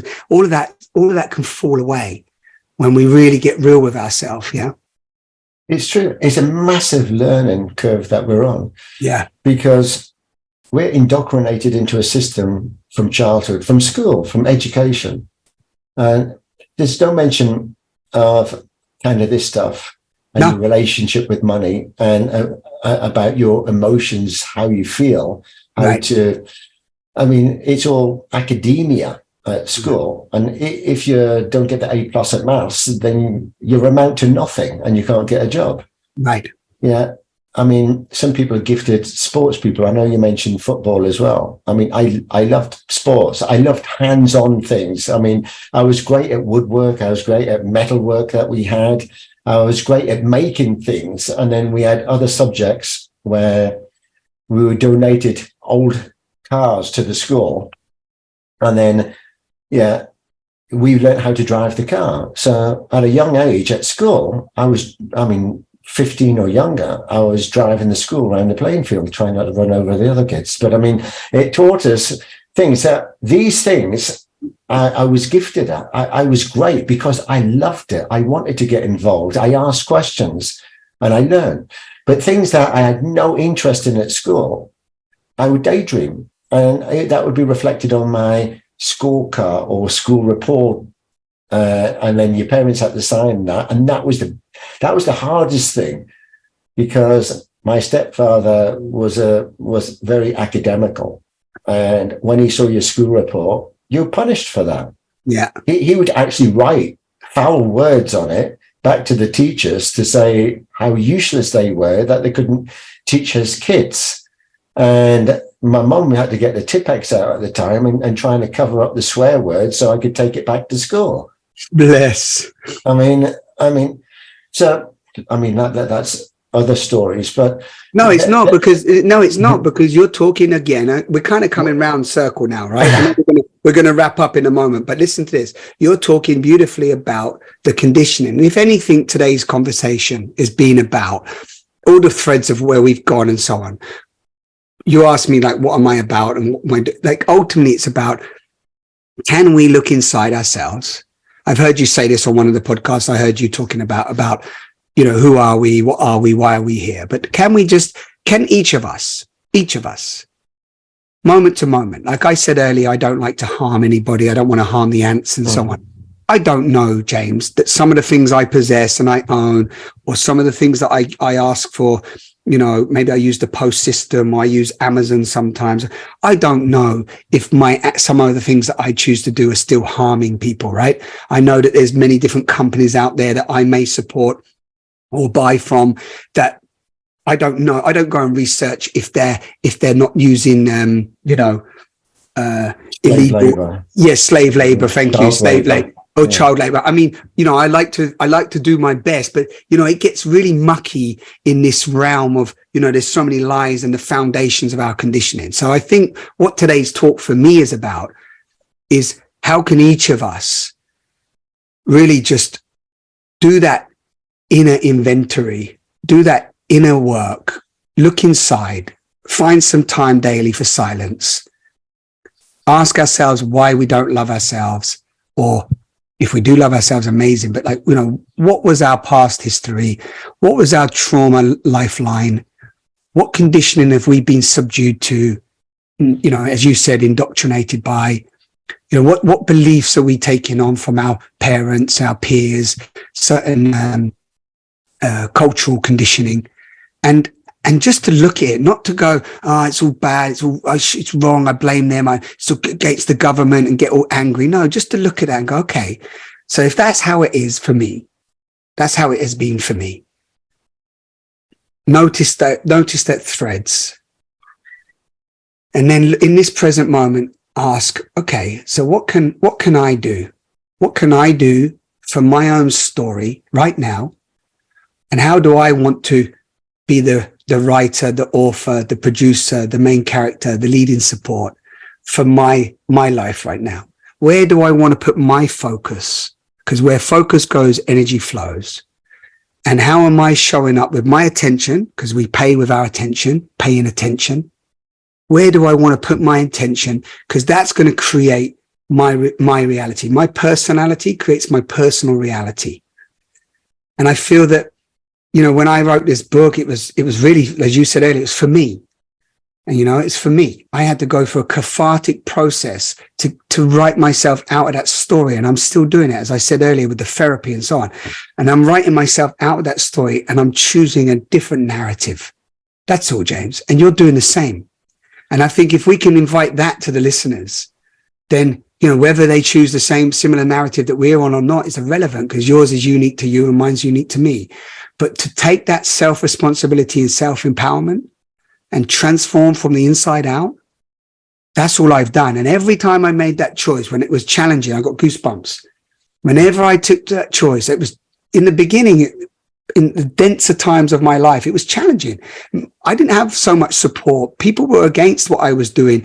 But there would always be someone, James, like you now giving me this opportunity to talk. There's always be somebody.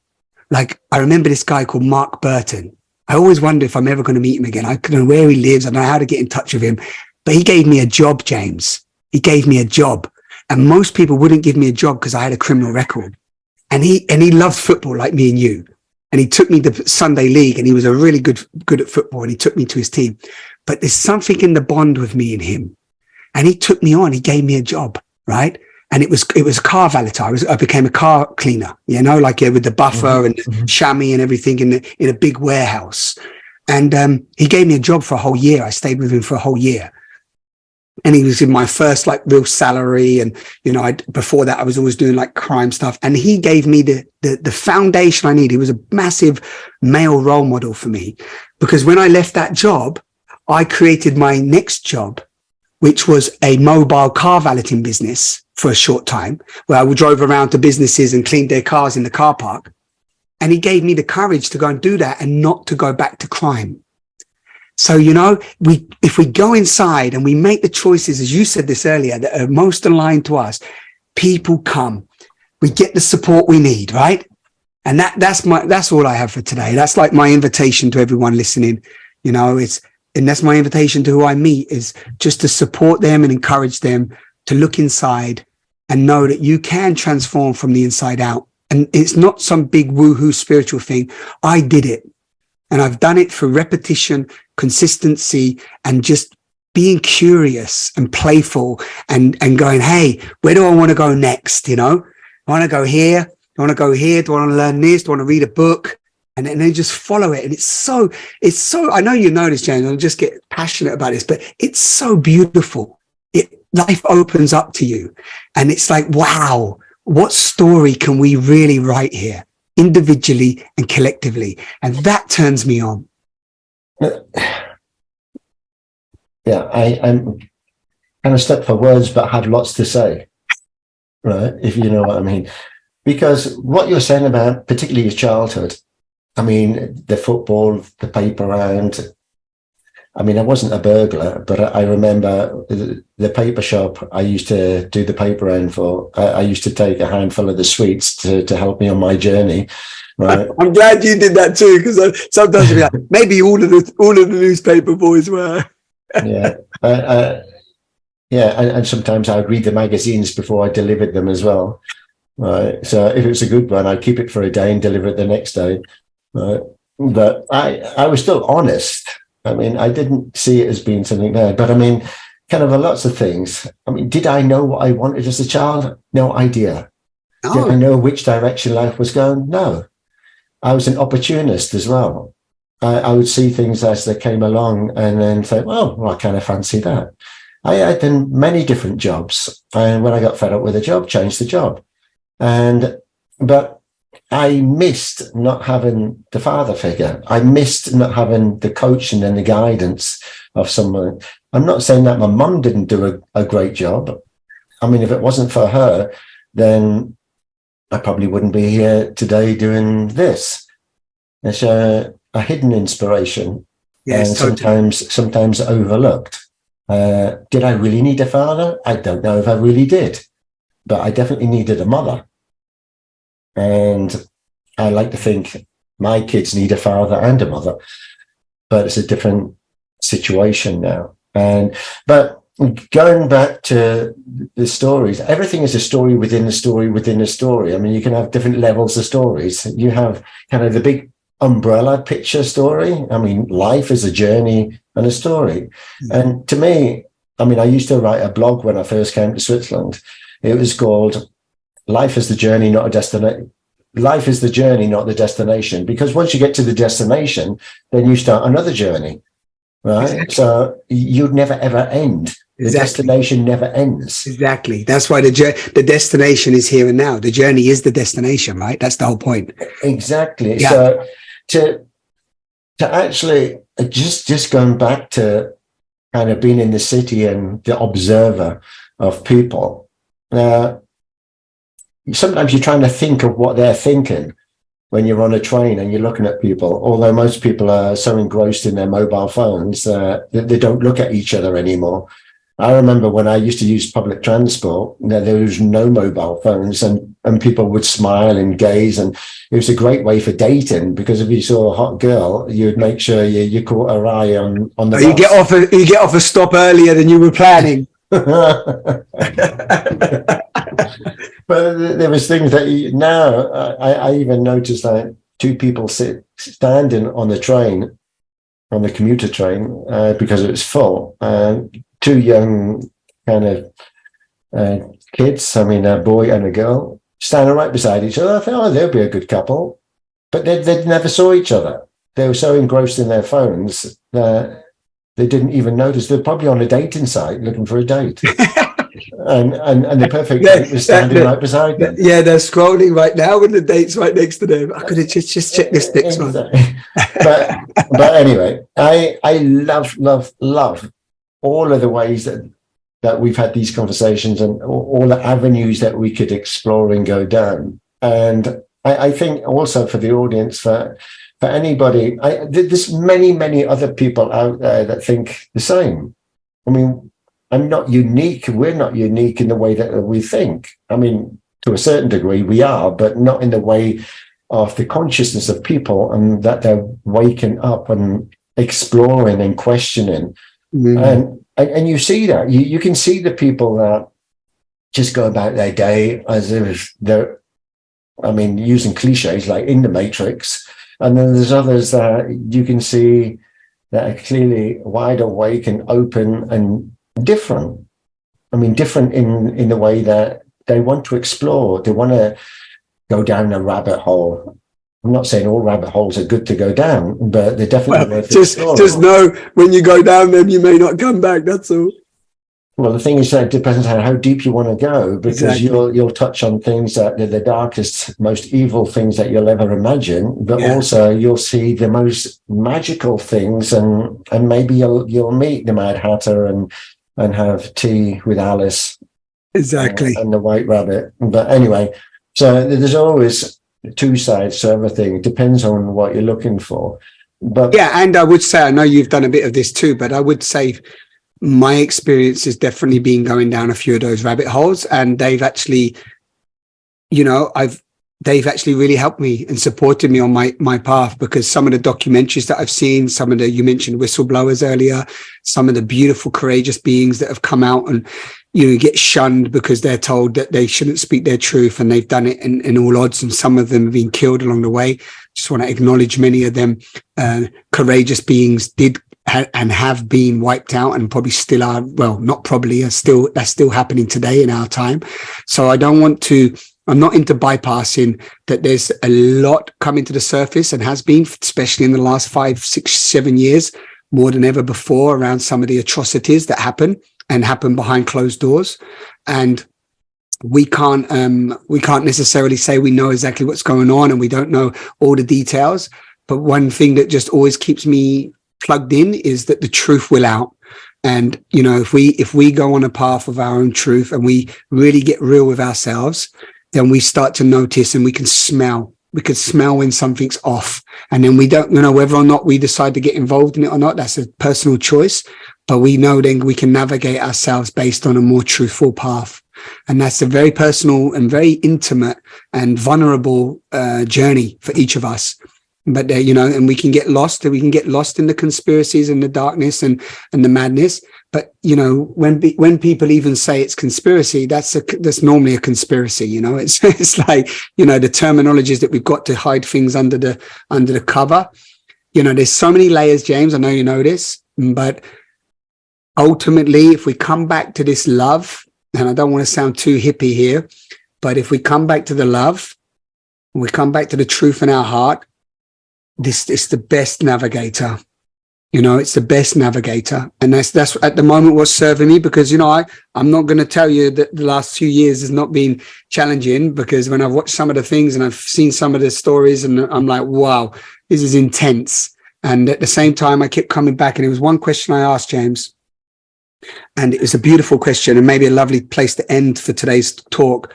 But it was, what would love do now? And I just keep coming back to that, you know. Whenever I get challenged, I get triggered, or I see stuff happening in the world. Okay, what would love do now? What would love do now? How can I best respond to this from a place of love, compassion, empathy, as opposed to like react and then go into a whole, you know, fearful journey? So this is the way I navigate through this. Yeah, no, I hear you there. And how I deal with it, I mean, once you start understanding what's been going on, and whether it's the truth or not, it's up to you to decipher that.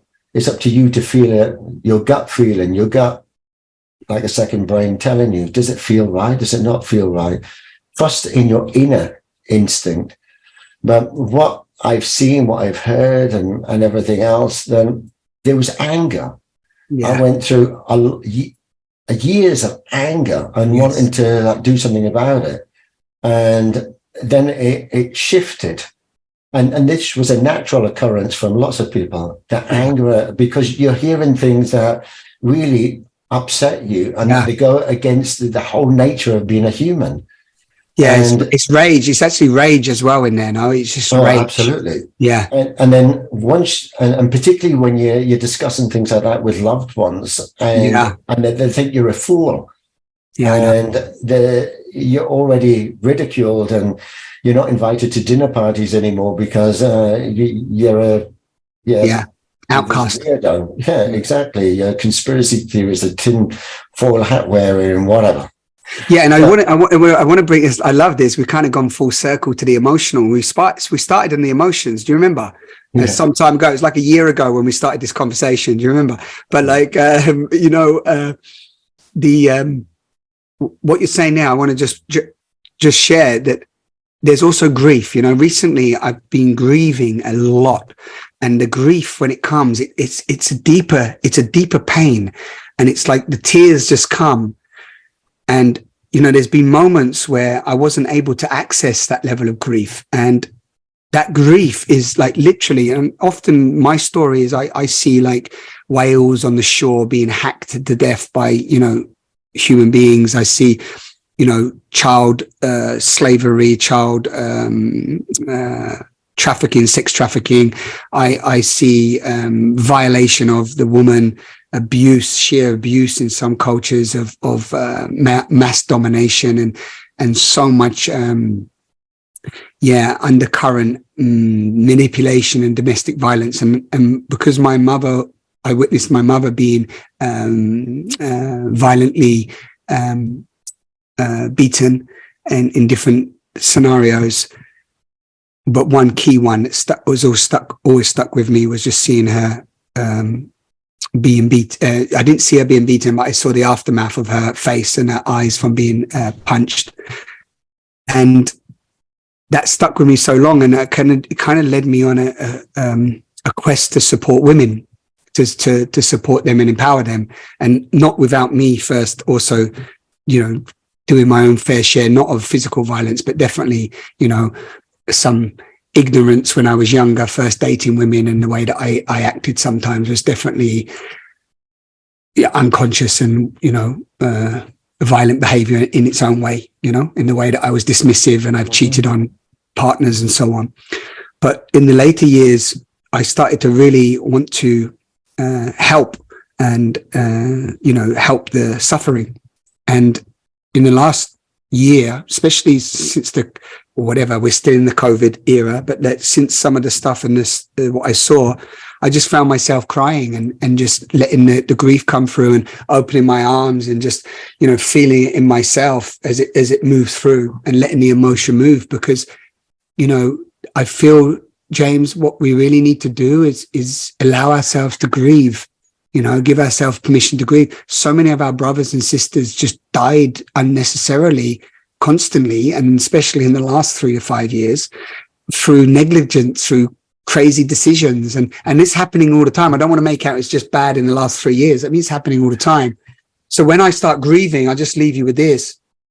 When I start grieving, it's not really about the story at that point. It's not like it's just, the things I just mentioned. It's just, I'm just grieving. I'm just letting the pain move through me. And that's been my experience for sure. And I'm sure it's going to continue. Yeah, I've got to read your book because we are so similar that it's unbelievable. And particularly, I mean, domestic violence at home. Like the night that it kind of all ended was when my stepfather we had the old dial phone with a cord on it. Yeah. He pulled it out the wall so my mum couldn't call the police. And he had wrapped it around her neck and was trying to strangle her. Wow. Yeah, I'll share that story another time. Well, yeah, but let's take a moment. Brother, you're sharing something very powerful there. Let's just take a moment with that because, we can tell the story sometimes, but, to witness that, I don't know how old you were. How old were you then? 13. 13. Yeah, just like even now I can feel it coming up in my chest, huh?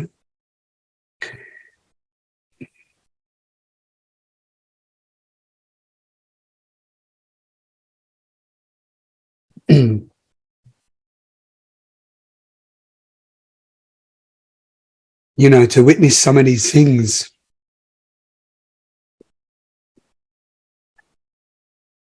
we kind of dismiss them and brush them under the carpet sometimes, But look,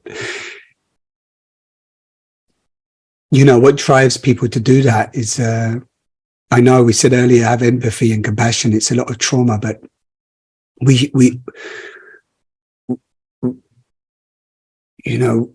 we don't want to see our caregivers, our loved ones, the parents being violated and being abused. No. It's nobody. Not, nobody needs to see that, and the fact that we get to that point, I mean, I don't have the answer for that, but, I kind of look at myself and think about my father that did some of it, my stepfather that did some of these things and so on. And when I've looked back at myself, James, all I've thought is like, I didn't know how to tell anybody how I felt. I didn't know how to tell anybody how I felt. It's like, and I can only think of it that, what drives us to that point now, to do that to your mum, for your papa to do that to your mum. It's like, it can only be that like when I work with the pain body and I work with beings, it's like this entity takes them over. That they don't know how to say that they are in pain, that they are scared, that they don't know what to do, right? And this pain body is relentless, and it just ends up going into, aggression, violence, and, and I'm sure if you even mention some of these things now to some, they don't remember them. They go, no, did that happen? I'm having that recently with my mum. She's like, yeah, but I don't know that. I'm like, but that happened, didn't it? It's like, yeah, but I don't know. Lots of things happened. I kind of forgotten about them now, Yeah. The thing is, they might have dealt with it and pushed it aside and forgotten about it, and it doesn't bother them. But as a child witnessing something like that, do you ever get over it? Yeah. Well, this is the trauma work. Yeah. You only get over it if you're willing, like to share it. And I appreciate you sharing that today. And the reason why I really wanted to feel that for a moment with you is that, that's huge. It's huge. It's like, to witness that is huge. And the beautiful thing about trauma work is that it's not about condemning and blaming. It's about just being able to go to that place for the 13-year-old. It's like 𝗙𝗘𝗦𝗧𝗨𝗥𝗘𝗗 calls it compassionate inquiry. When I work with others, I do a similar thing where we just go back and we just connect to that child. And that's what the guy, my therapist, is doing with me. And just connect to that little boy. And recently it was the one that's just scared, the little boy that's scared, that's thinking that he has to help everyone, to solve everything, to make it better, to find harmony. And then when I tune into that, it was in my back last time, and then just feel the pain of that. And then the tears just start coming. And it's okay for me to cry the tears that I wasn't able to cry when I was, 6, 7 or 8 and witnessing some of the things I saw. Exactly. Yeah, I started also then with shamanic work and with a pendant crystal. And yeah, if I'm uncertain of anything or I want to know the truth, then I ask my crystal, and it has never failed me.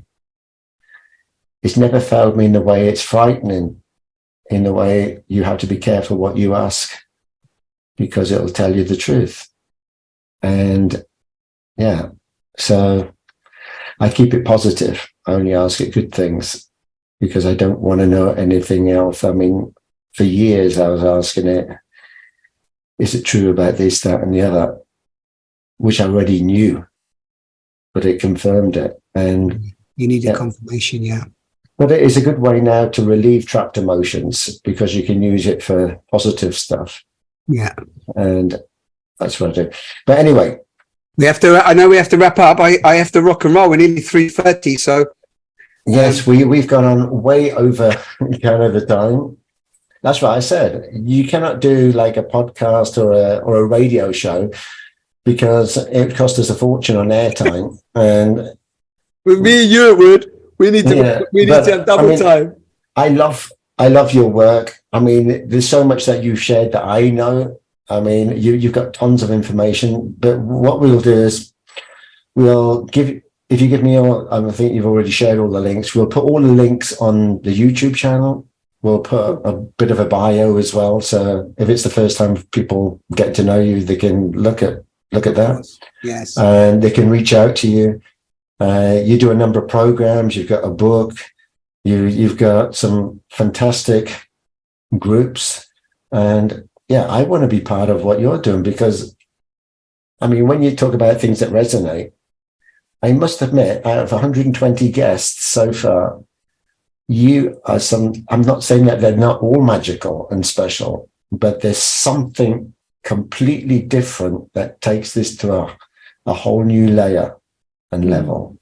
I mean, as I said, I could spend hours and hours talking to you, and I don't think I'd ever get bored of the conversation. Mm-hmm. I mean, there'll be moments that it's sad and hard and digging deep and floods of tears, and then there'll be the opposite. There'll be the magical, beautiful moments of something special.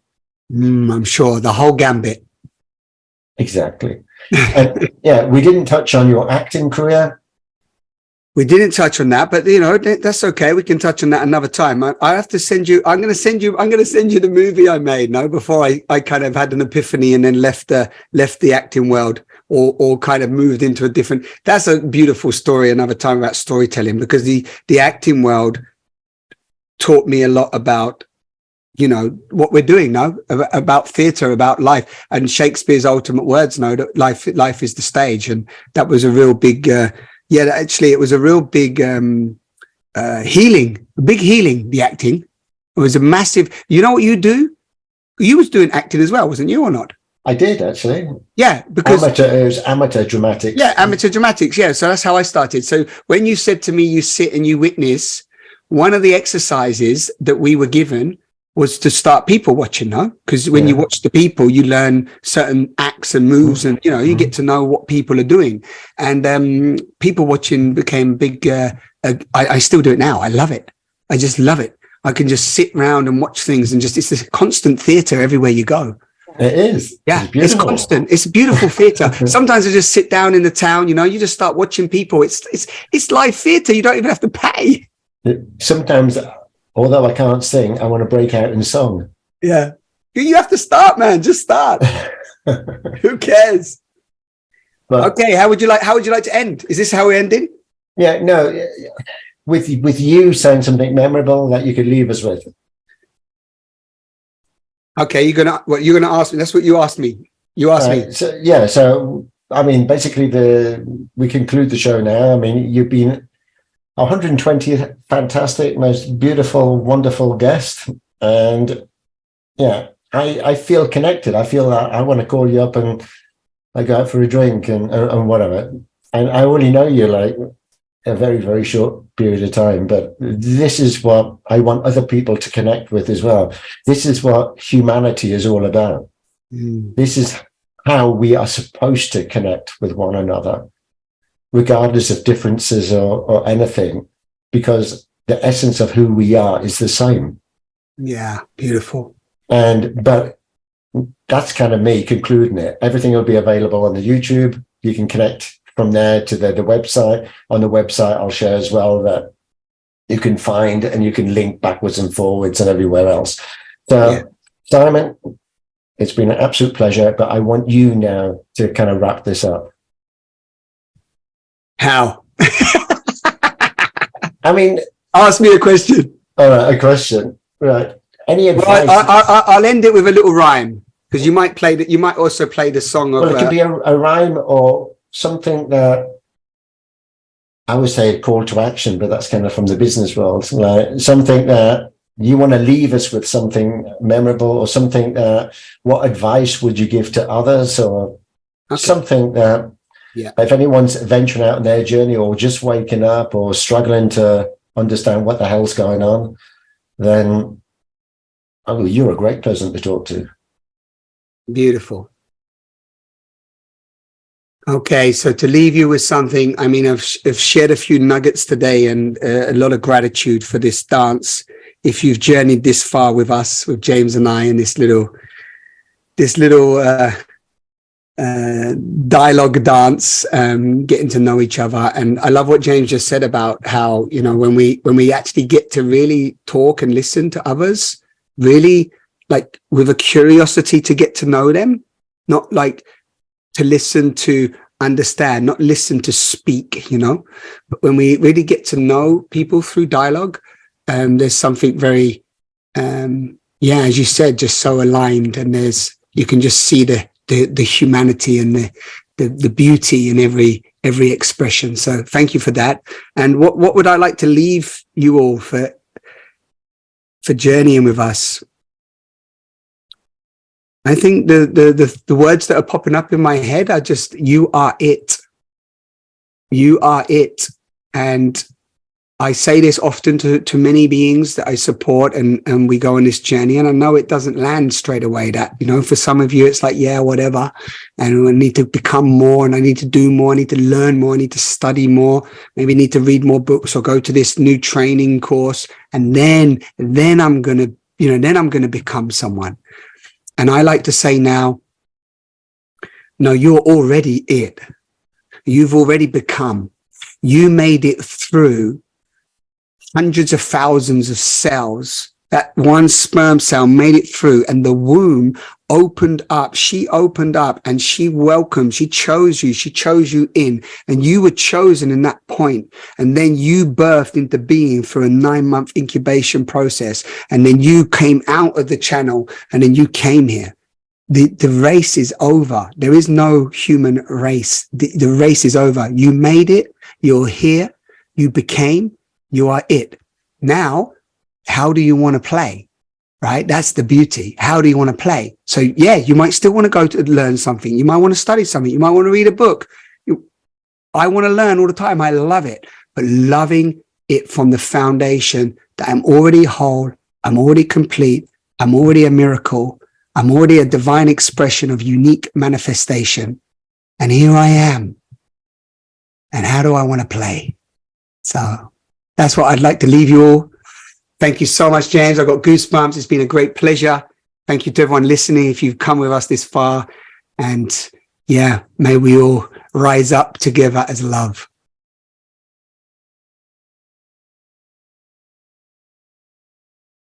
Thanks, Simon. I'm going to cut it there when I do the recording, because I think that's a magical word to end on, love. So once again, thank you for being a marvelous and wonderful guest. But I don't think just a guest. I think we're going to become good friends as well. Beautiful. And yeah, as I said, like, if I can encourage people from my network and your network to cross-pollinate, then everybody will benefit from that. Of course, that's the collaboration, the co-creation that this next evolution needs. Huh? We're not going to do it on our own. We have to do it with each other, with aligned beings. So that's what you're doing. So yeah, I'm definitely going to get this done, and then we send it out there. And I'm going to send some beings to you for sure. Yeah, we keep the connection alive. Yeah, I mean, I love the people that you brought in, and Nikki, she's got a wonderful voice. I'm telling you, brother. Listen, she doesn't even realize it. She does sometimes, but man, she blew me away. The first song she ever sung. She's part of my community. We've become good friends. She's been to a few of my retreats. And every time, your reaction, every time she gets the guitar out and people are like, wow, her voice is amazing. Yeah, I went there as a guest. So yeah, and she all the way yes, through. exactly. Please as well. It's really lovely you said that, because how many times I've said that, because she busks as well. When you said the busking, it's funny. She still busks sometimes.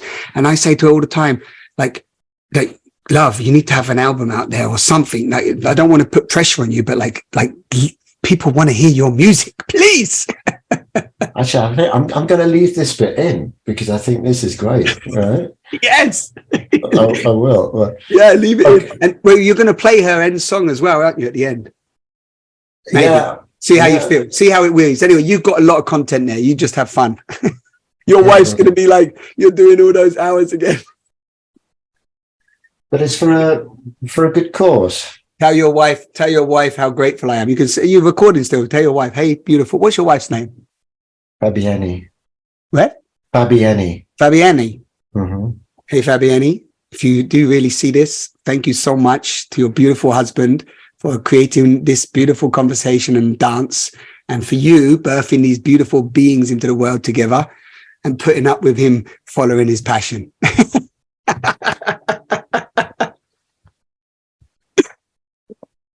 Right. On that note, I love you. We'll be in touch. And thanks again, brother. Likewise. Okay. Ciao. Ciao. Ciao. Wow, that was another featured business brought to you by Visibility Impact. If you'd like to be our next featured guest or learn how James Mofat can help you leverage on the art and power of interactive storytelling for your business, reach out and schedule a call now.